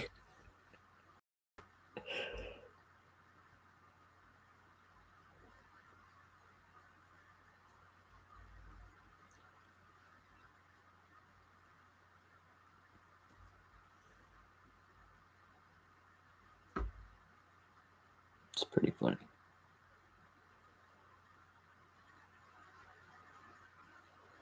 Marilyn Manson's in that movie. He plays a. No, I'm thinking of a different movie, Jawbreaker, which is also a good one. Also about cheerleaders, if I'm not mistaken, isn't it? It's about high school girls. What's that one? I like that one. Yeah, and Marilyn Manson's in that. He plays one of the girls' boyfriends. I think he's barely in it too. Rose McGowan. An exclusive clique of teenage socialites accidentally murders their best friend. That's right. On the morning of her birthday. And the three girls responsible, Courtney, Julie, and Marcy, Rose McGowan, Rebecca Gayheart, Julie Benz, conspire to hide the truth. As the trio make over nerdy reject Fern Mayo, Judy Greer, and groom her to take Liz's place, the girl who died, that they accidentally kill.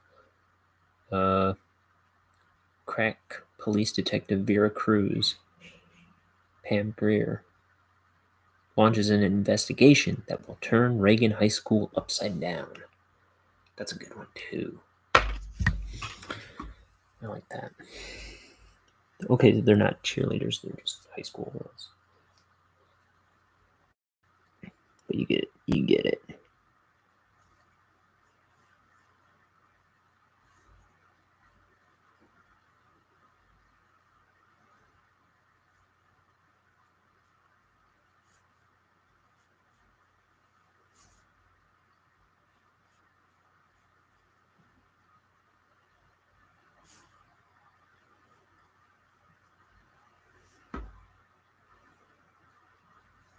Mm-hmm.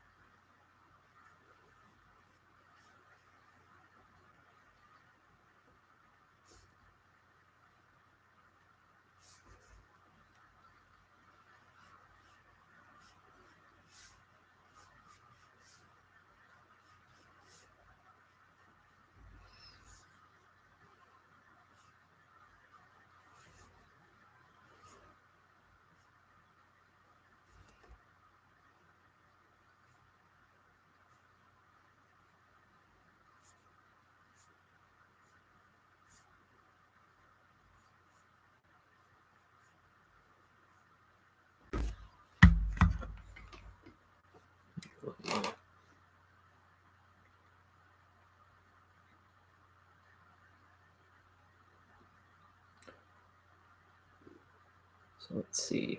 What's the summary on this one? The other one, Sugar and Spice. When Jack and Diane find themselves in an unexpected adult situation, the A Squad comes to their rescue. Yeah, the A Squad. In order to help their friend Diane, the A Squad goes where no cheerleader has gone before, taking on a little after school project known as bank robbery. But the A Squad does things their way, with Sugar and Spice forever changing their friendship, their future, and the nation's notion of teen spirit. Music by Mark Mothersbaugh. But there you go. He was like I've said it before on the show. That guy is, he was everywhere for the longest time. Oh, I know why I was talking about that, because of my new Rugrats review I did a while back.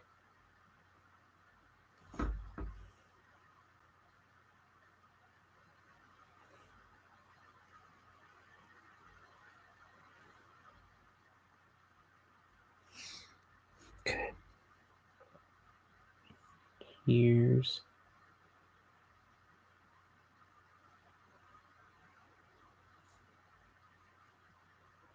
Horace.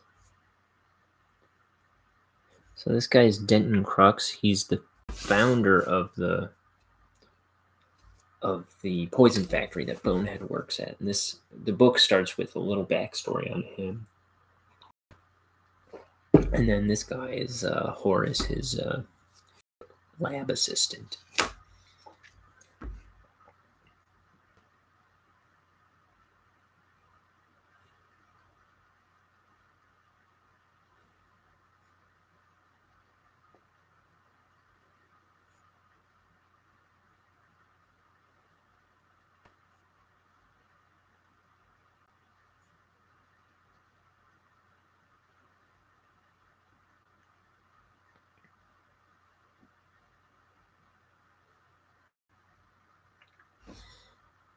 Oh, now I'm drawing off camera.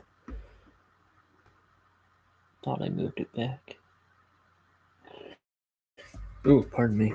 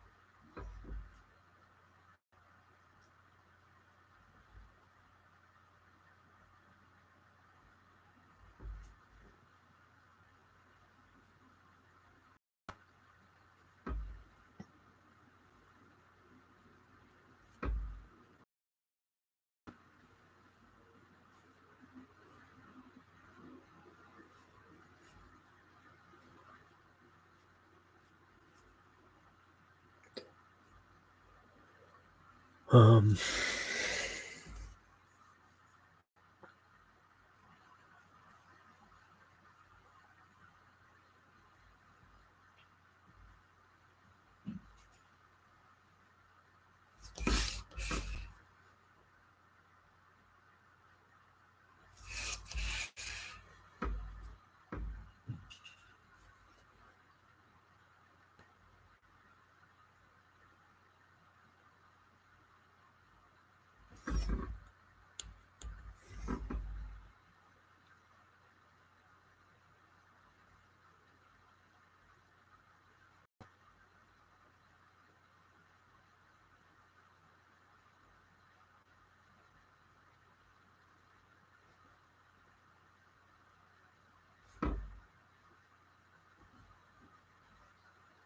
yeah.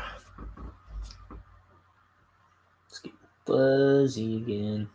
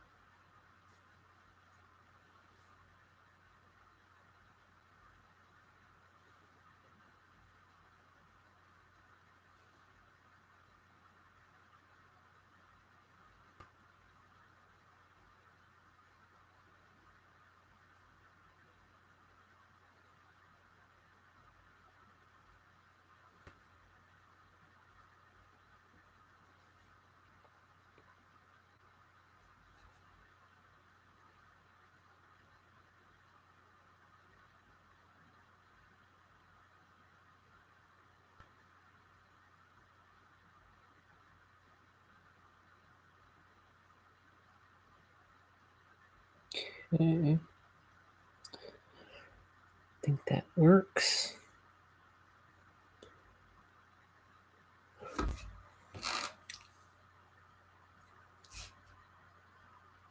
Time is at 9:30 almost.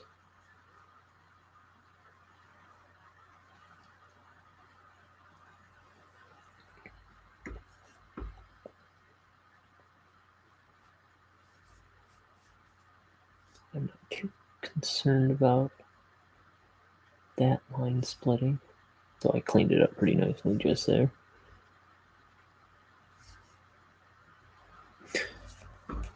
Oh, Rush, you're making me look bad.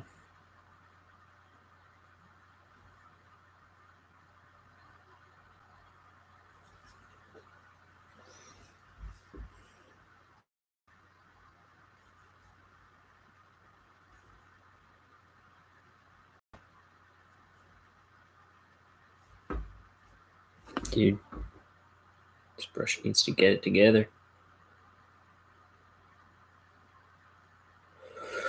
Or I'm going to have to get it together for it.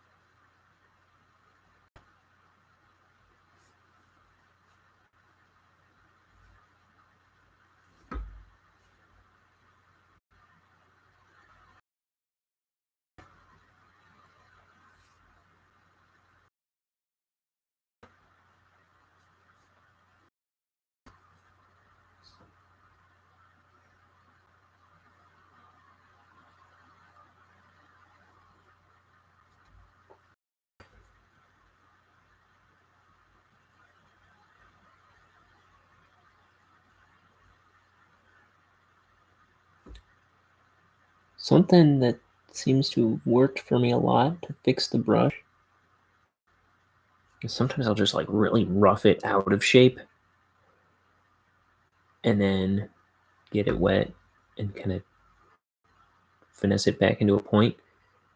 Once I get a good point, I don't know, that seemed to have worked a number of times for me so far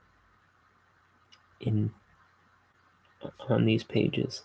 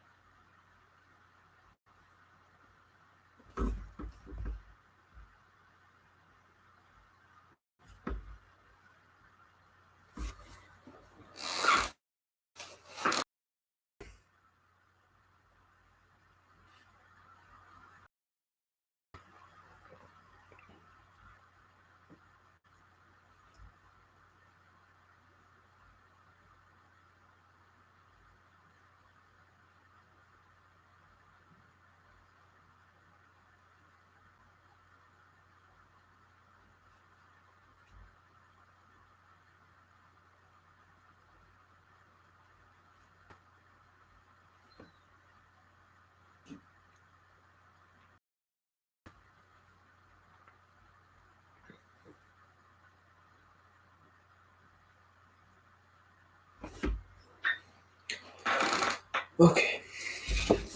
Now the fun panels. I have half an hour to do these. So I gotta get my butt to bed.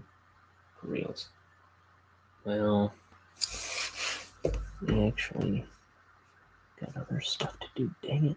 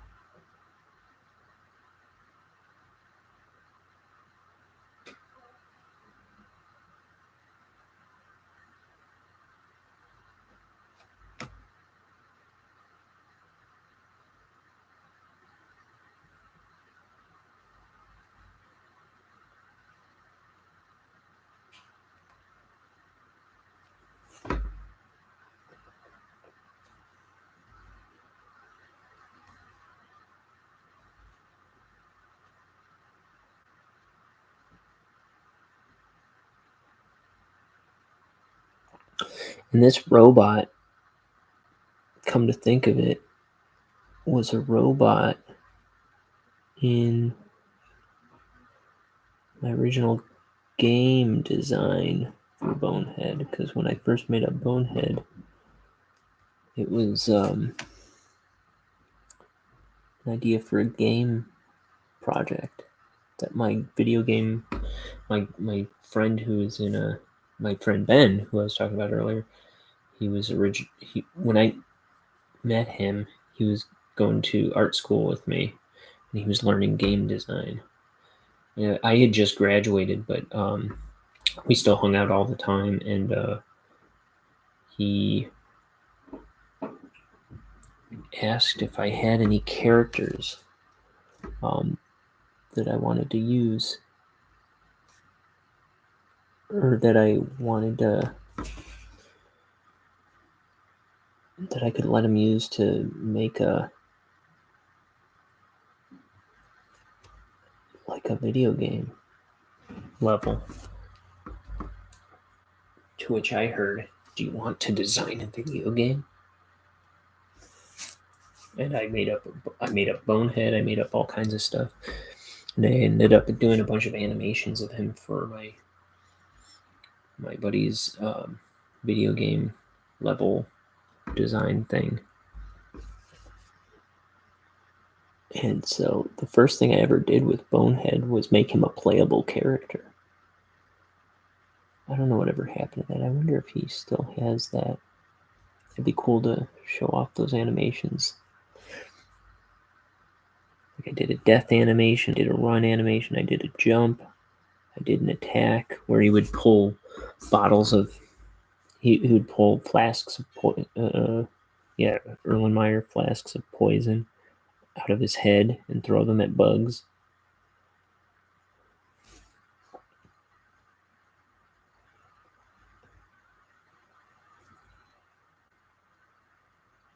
But now that was a pretty simple level because it was just for his final. And it was just to kind of like learn the basics, I think, of how to string animations together and design a level and make like goals and keys and things interact.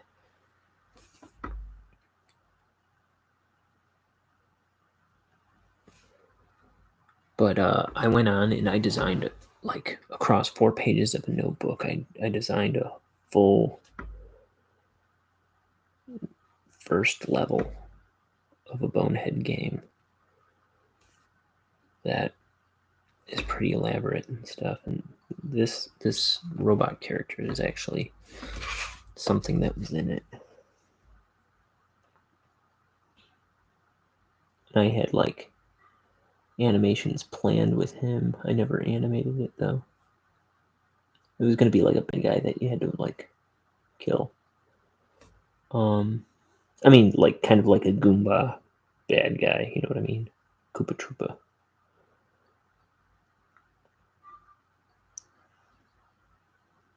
They'd zoom around and hurt you, and you had to throw your poison at him, and it would kill him or jump on his head. Thing.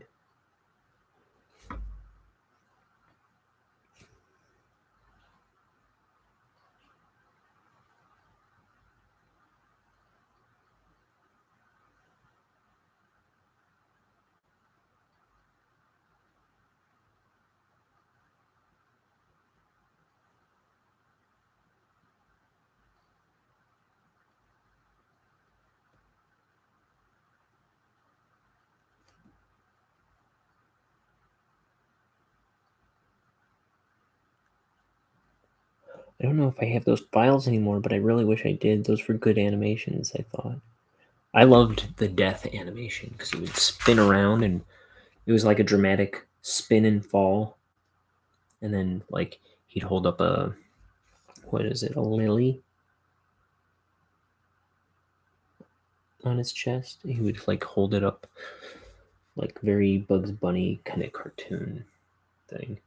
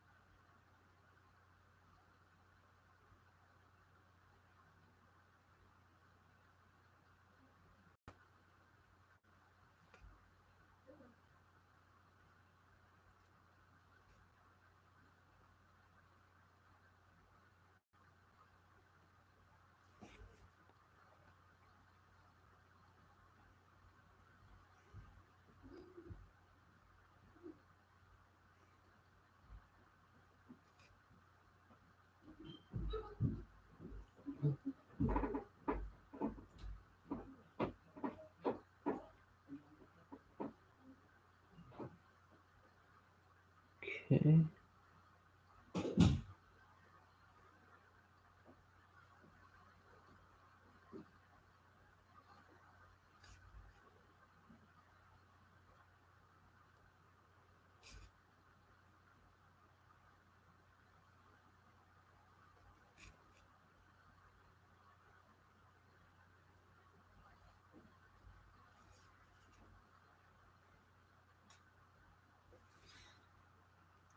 Dang it. I'm not drawing him on screen.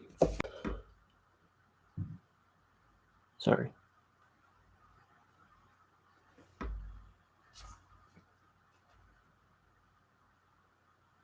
And the sailors say, Brandy, what a fine girl, what a good wife you would be. But I love my life and my lady is the sea.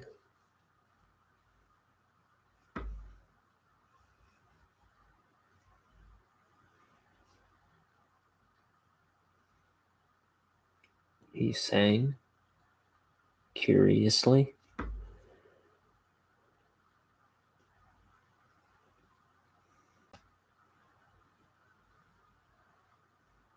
But why, Papa?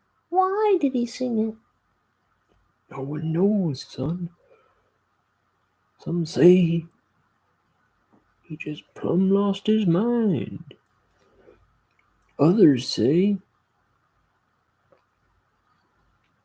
he never had it to begin with.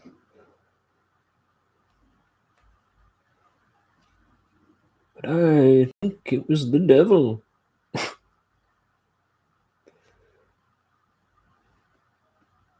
What got him?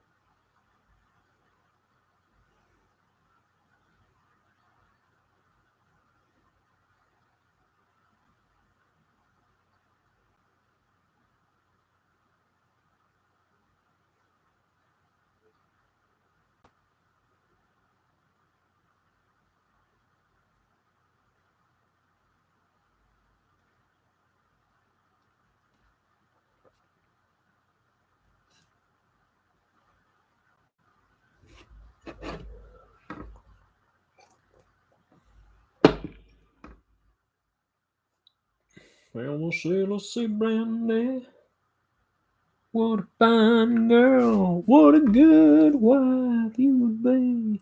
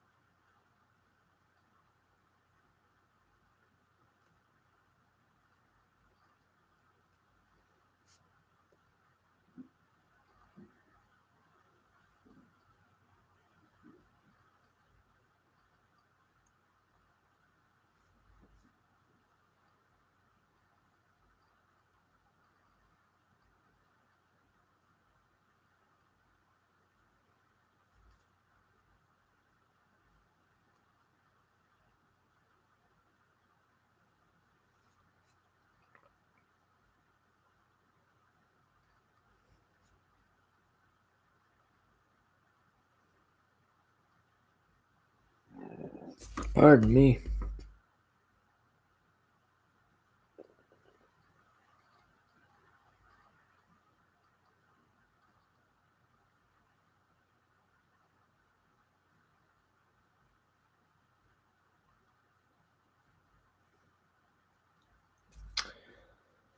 I think I need to fix this eye. I need to throw some white out down on there.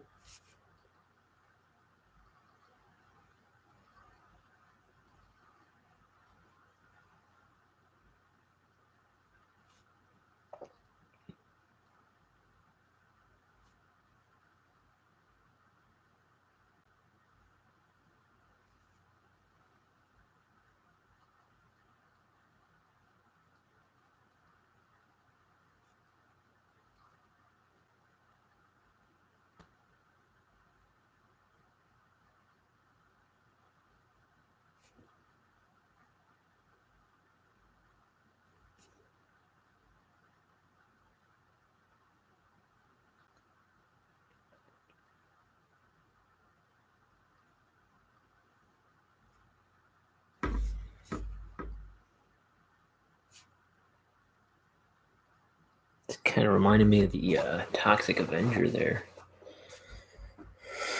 With the droopy eye.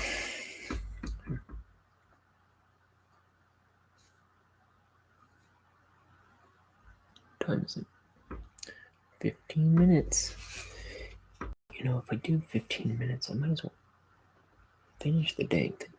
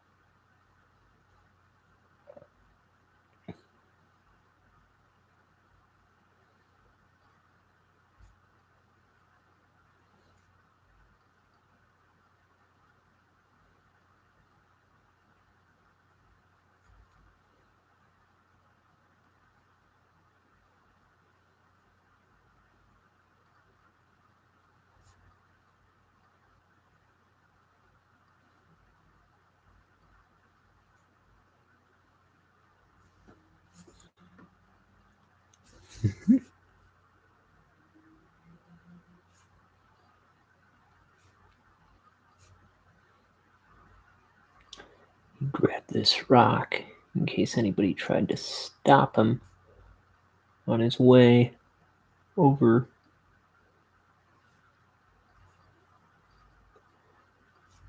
Because he's going to climb this tower and take that orb.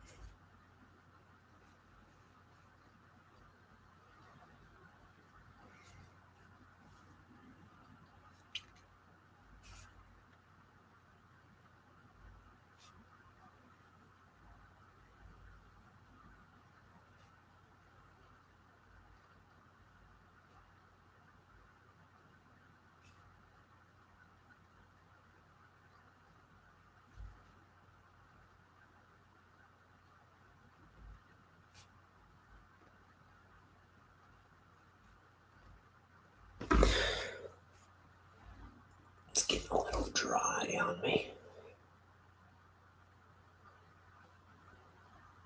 Okay.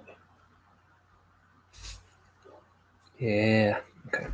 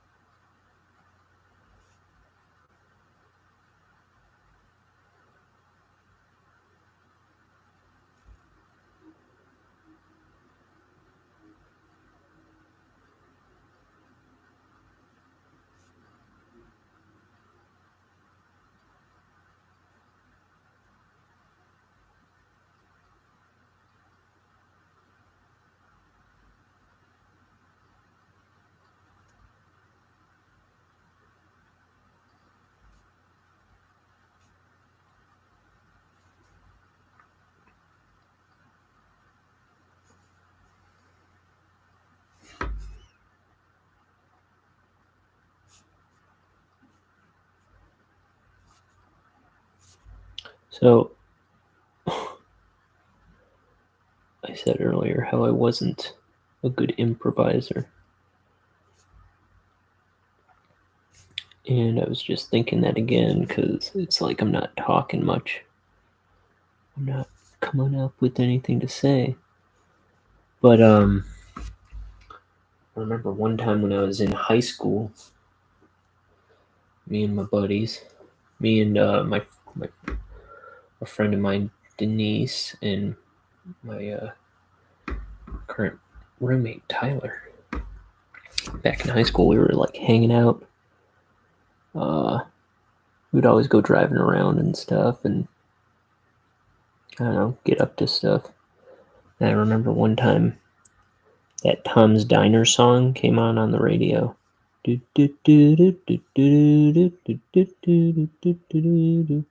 thing. And I just started riffing like fake lyrics to it. And I was just somehow I was going and going, just making it up as I went.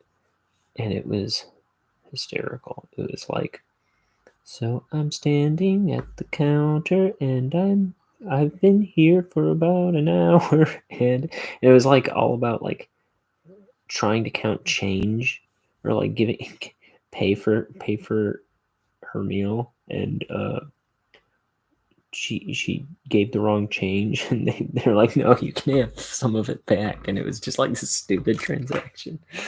It was like it all rhymed, and it was like to the form of the song. And it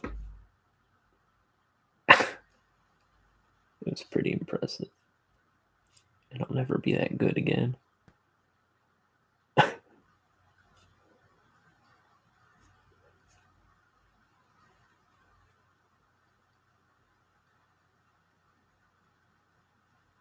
It's about 05, 06.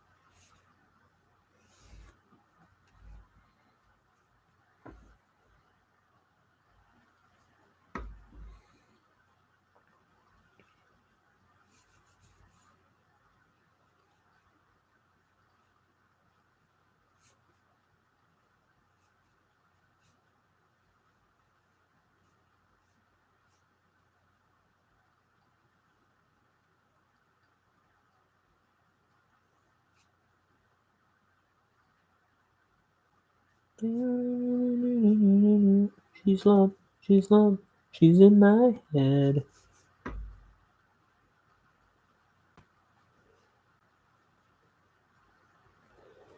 She's limp, she might be dead.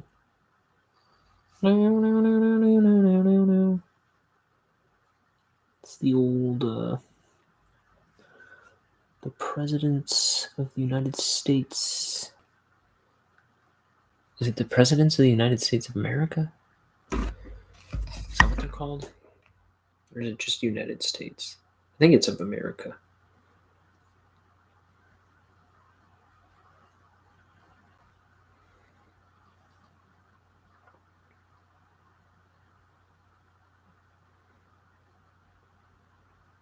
Yeah, it is of America. Presidents of the United States of America.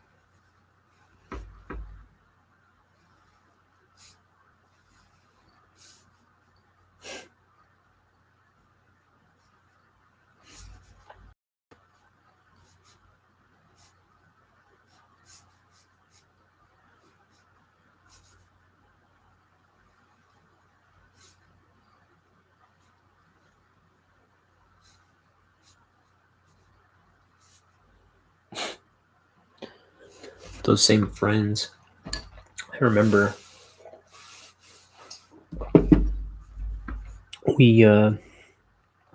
there's this one spot where we would be riding around in my buddy's car, and there was this one hill he would drive really fast up, and the car would kind of get a tad bit of air and like come crashing down. And he would just circle the block and do it over and over again.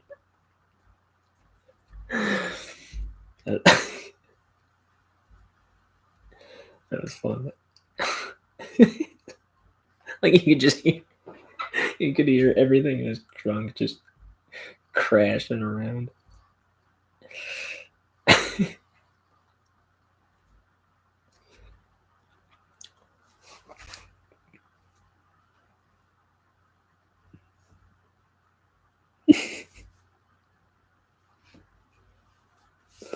That's my buddy. Ooh.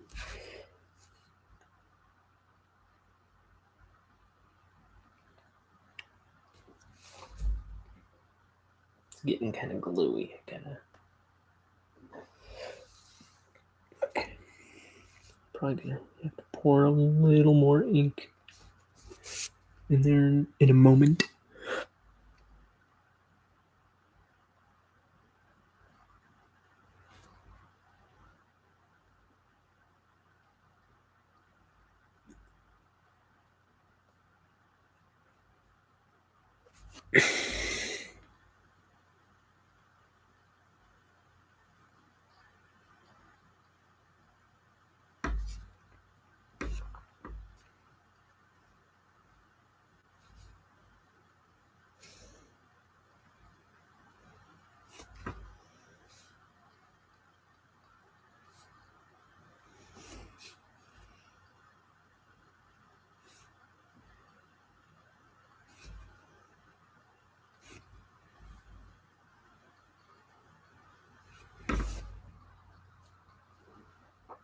Yeah, tiny bit more ink.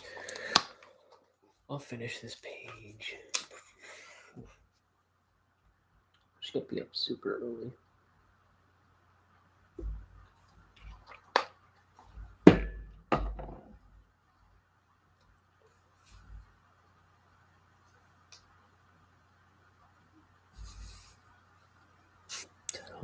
To help somebody out.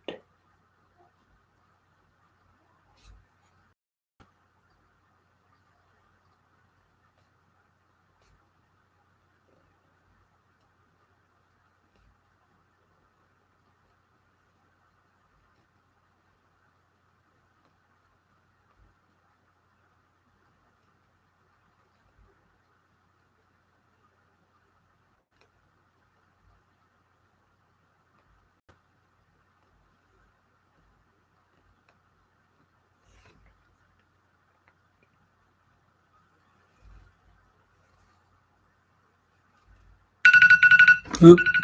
See, it's bedtime.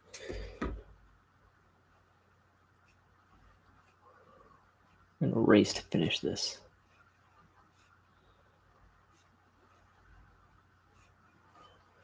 It's important that I finish quick,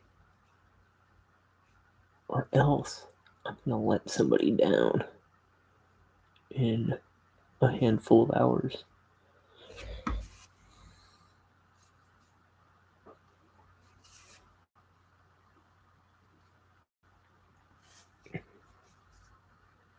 Because I'll be a snoozing.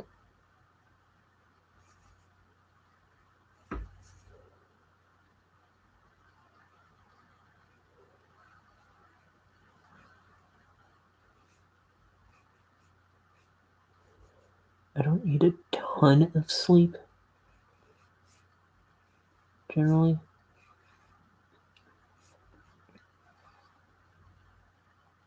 But I need at least like, if I get 4 or 5 hours, I'm usually okay. And then I can always take a nap later.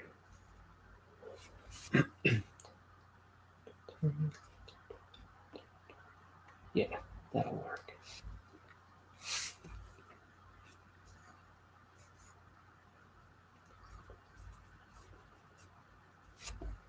I mean, yeah. Gotta hurry though. So I'm pushing it.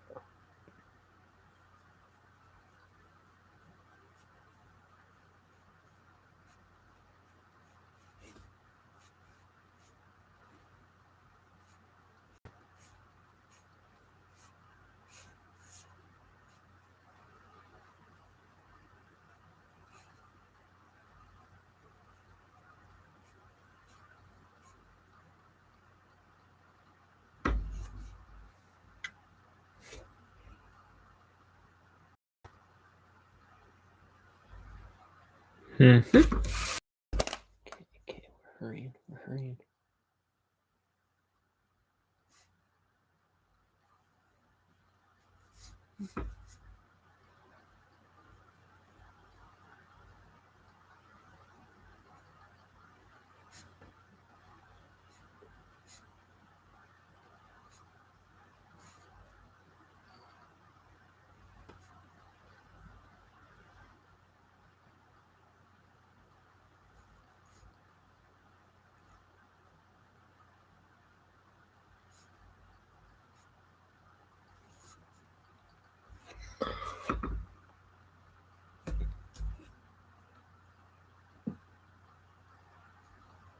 Let me mess up this brush and then I'll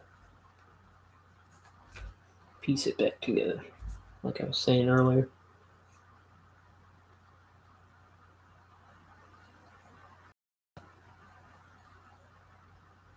Okay.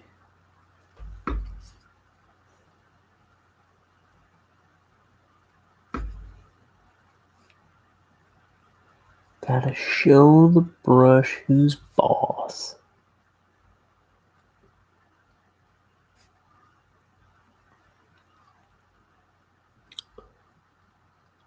It's almost 3 hours.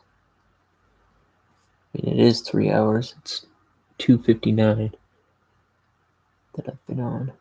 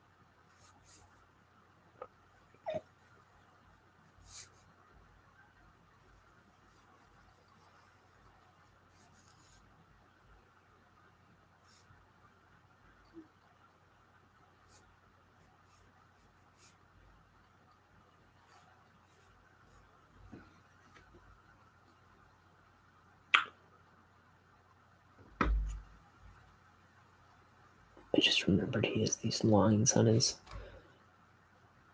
chest that I always forget about. Doesn't really come up on this page anywhere, but I'll put it there and here.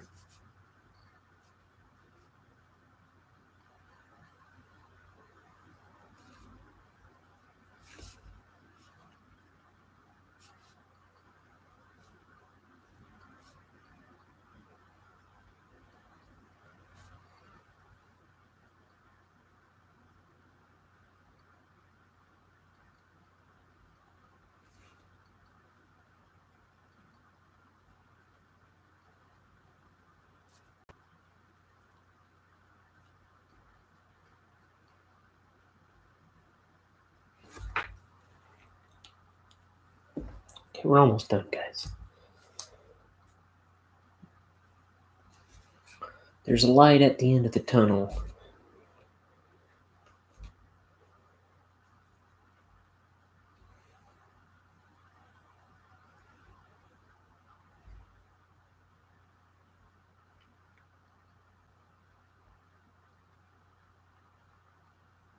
we go.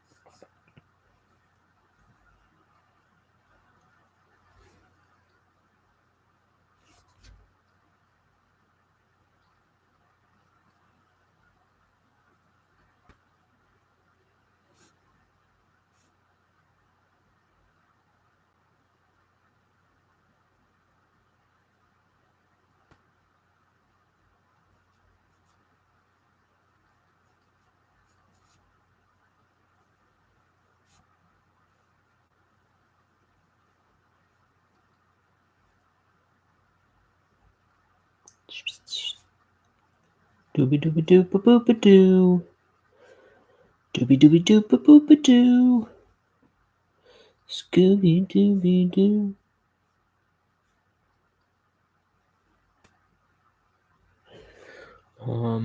So we're gonna start on this.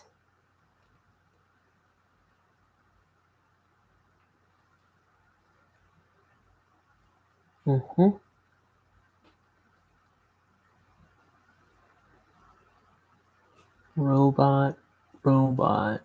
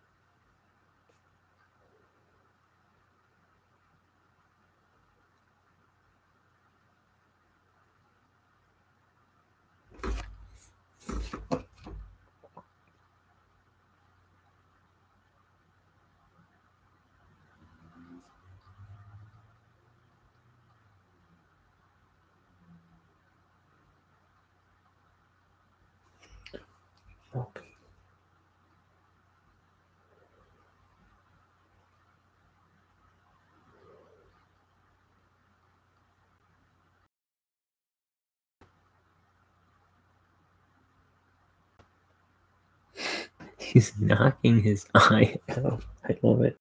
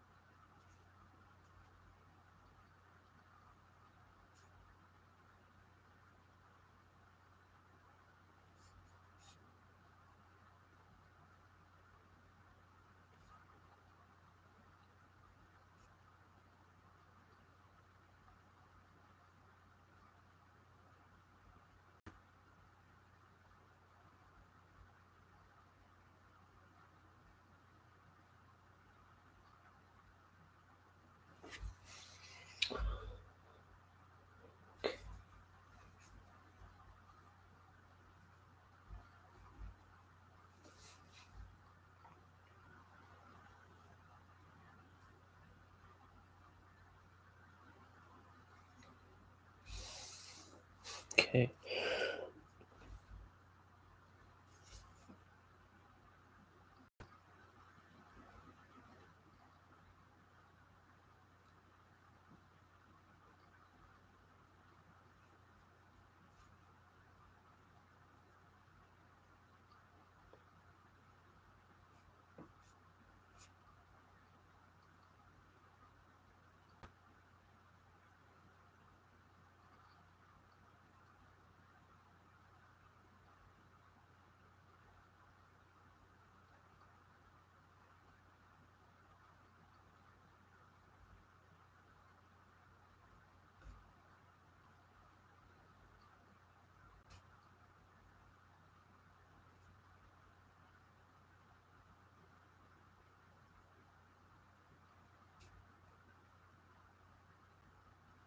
Little sparks flying off here.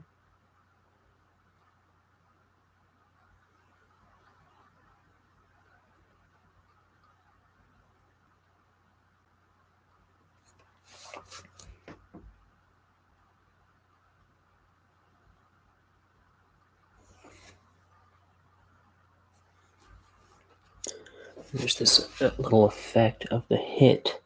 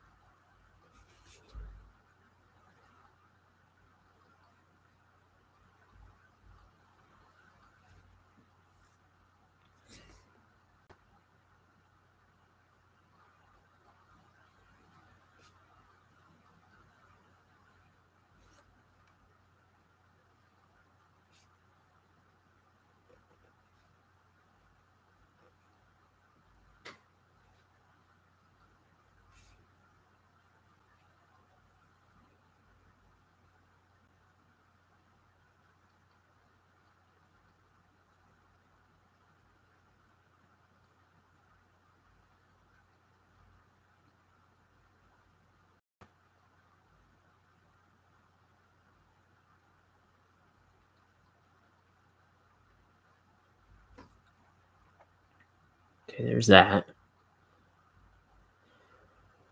17 minutes after 10.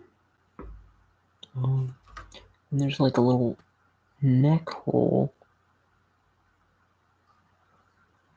These wires coming out of it.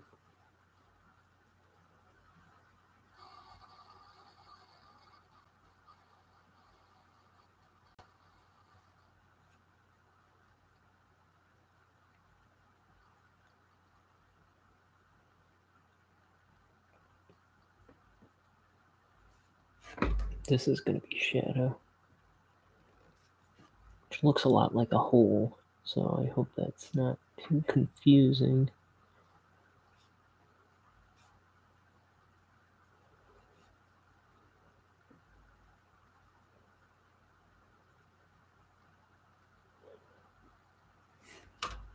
Here, put like a rim here.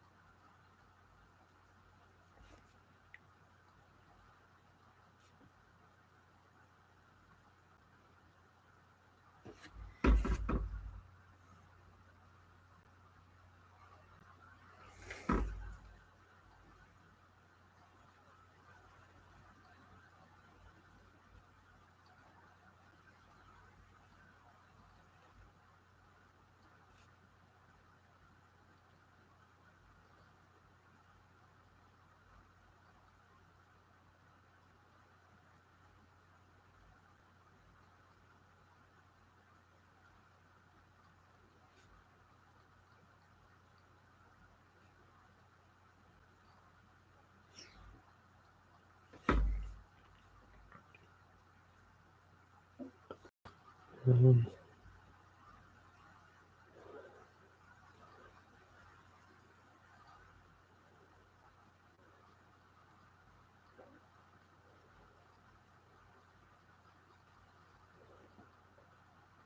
let me see. What am I looking at? So,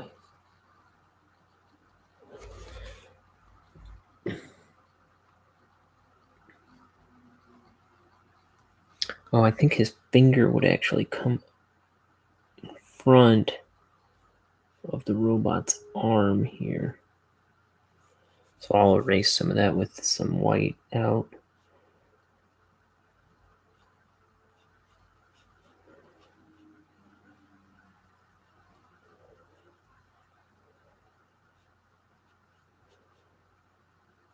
Some white pen.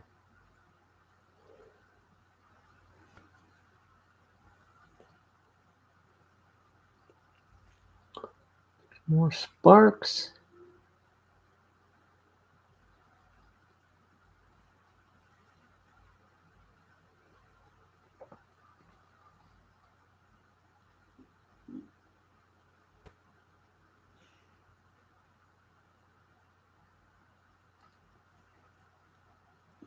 Mm-hmm.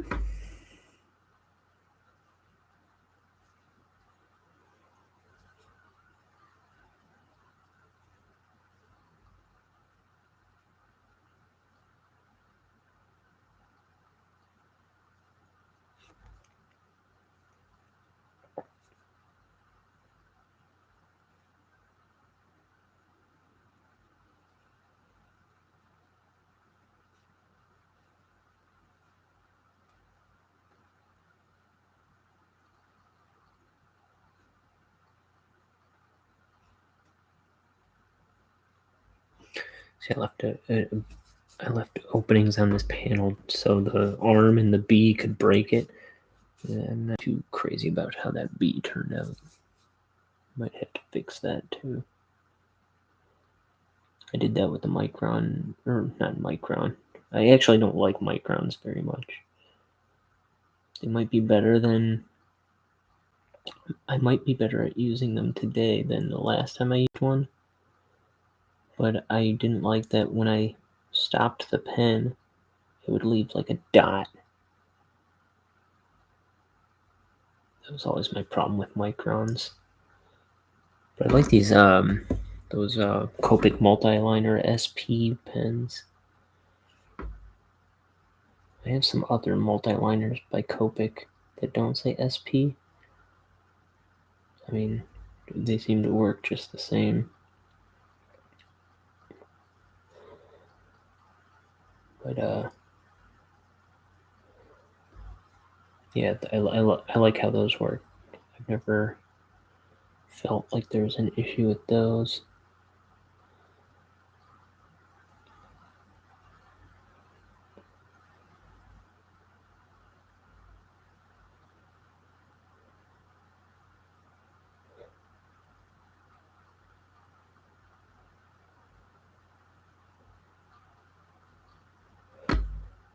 My one cousin, he loves to draw with microns and Sharpies.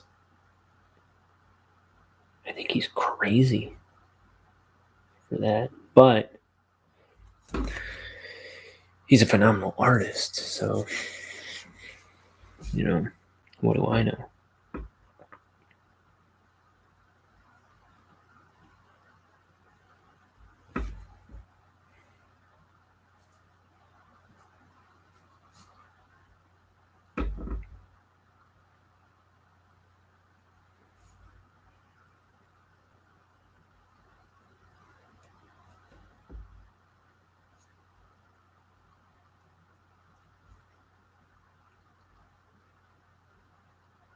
Couple more sparks.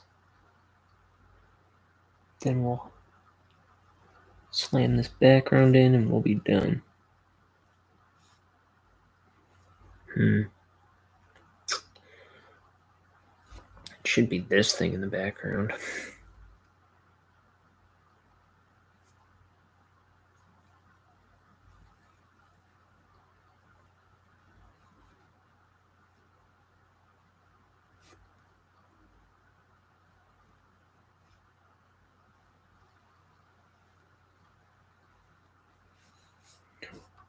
Whatever you need to do, whichever way you need to drag the line to do it more confidently, that's what you gotta do.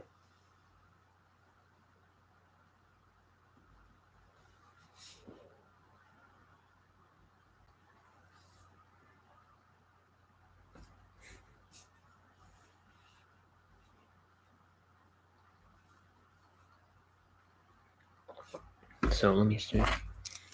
I think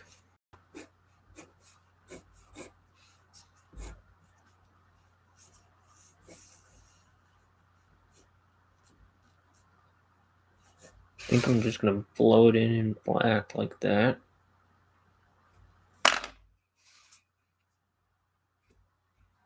Like the wall. And these all have to be like mountains or something, not houses. I don't know what I was thinking.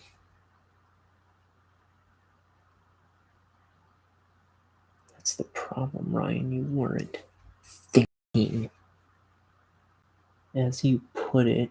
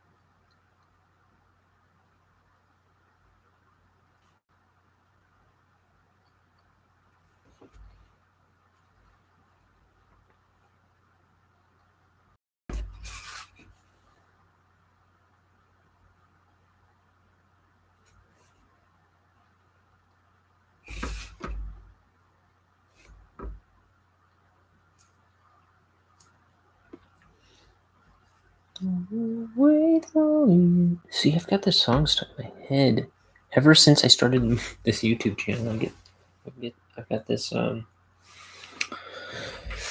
dang Fountains of Wayne song stuck in my head, and then one of my favorite bands just recently did a cover of it, and it's like a single that they made available on Spotify at the beginning of the month, September 1st.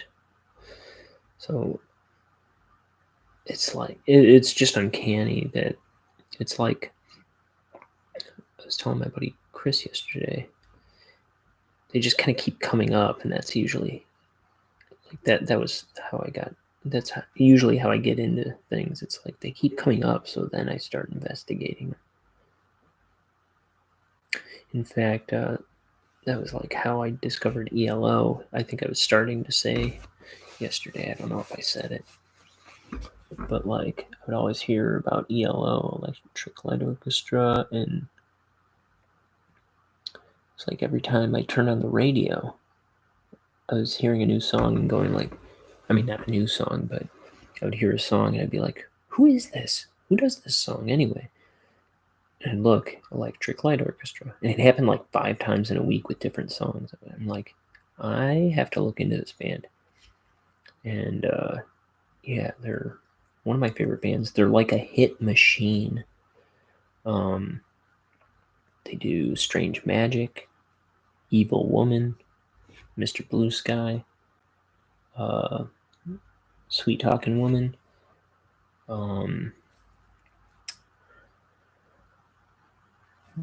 Diary of Horace Wimp, some people might know. Telephone Line.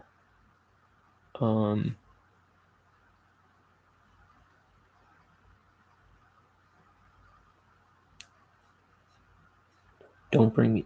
Is it called Don't Bring Me Down? Yeah.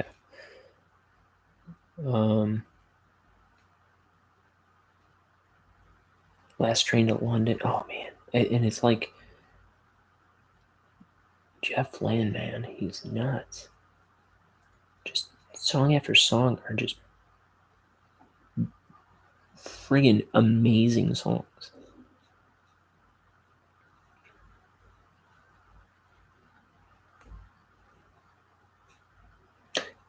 Xanadu. I've never seen the movie Xanadu, but I like the Jeff Lynne version, and I love the Olivia Newton-John version. Ooh, ooh, ooh. And then there's a few other songs on that soundtrack that I really like I'm Alive and The Fall.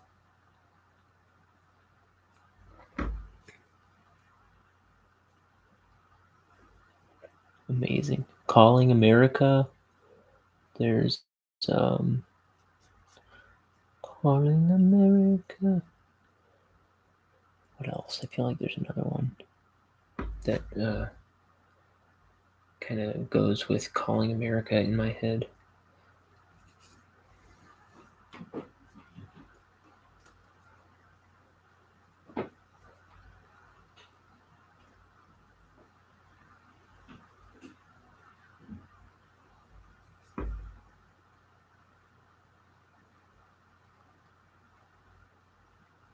But yeah, they are a great band. They were just doing a tour, I think, a couple years ago, and man, I hope it would be worth it to go to see them. I think tickets were like at least $200. I couldn't quite justify that, but I would love to see them live.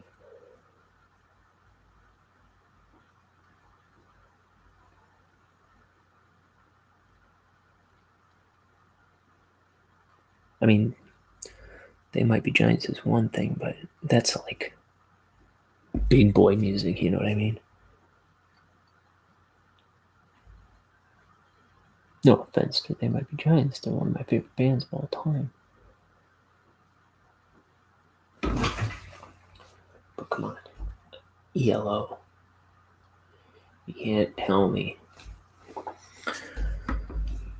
They Might Be Giants are can hold a candle to ELO. It's big boy music.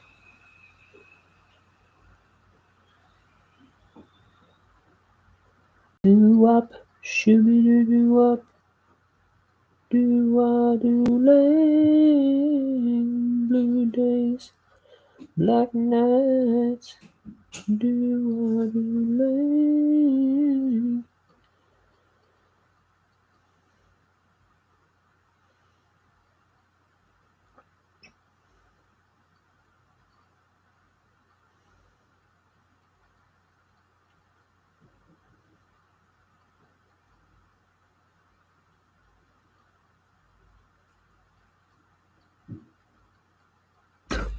Oh, I just realized I gotta do something that I totally would have forgotten about.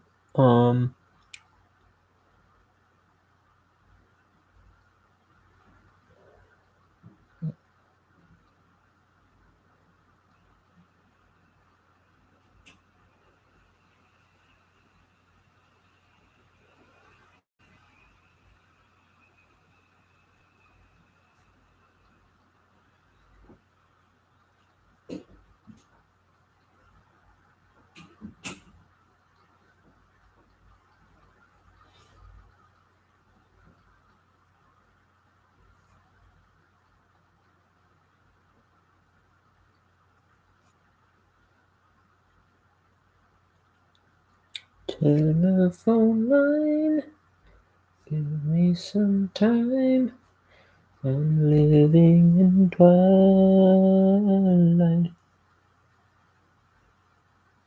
It's a living thing. They are just all over the place. It was like once I started investigating, I was like, oh my gosh, they do this, they do this, they do this, they do this. All of them amazing hits.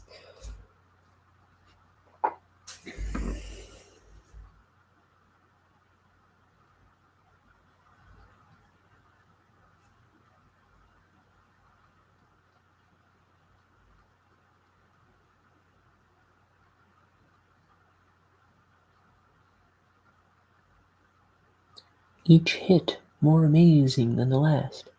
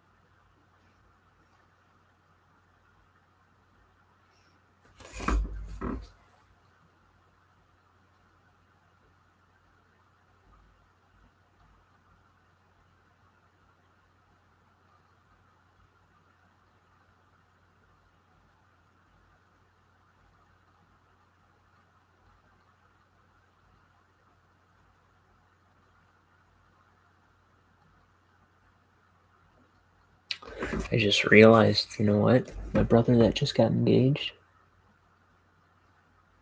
their wedding is going to be nuts. I mean, his fiance is like one of the most creative. Like she always like does. I've talked about her before here. She always does like crazy elaborate Halloween themed family Halloween games. She always goes above and beyond, like doing like snacks for parties, and like they're all like decorative, and she like goes above and beyond for all that stuff. Like her boys and even Jimmy. I'm telling you, top notch, beautiful.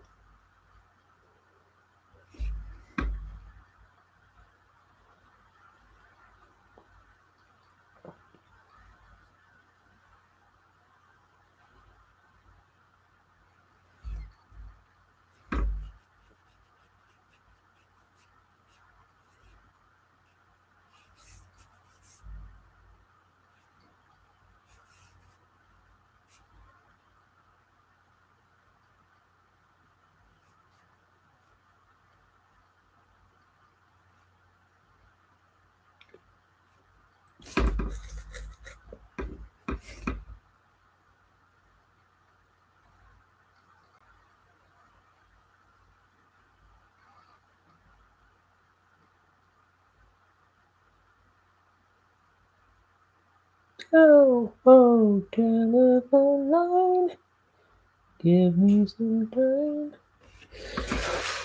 Okay, let's see. So this is gonna be not a little house shape. This is gonna be like a mountain.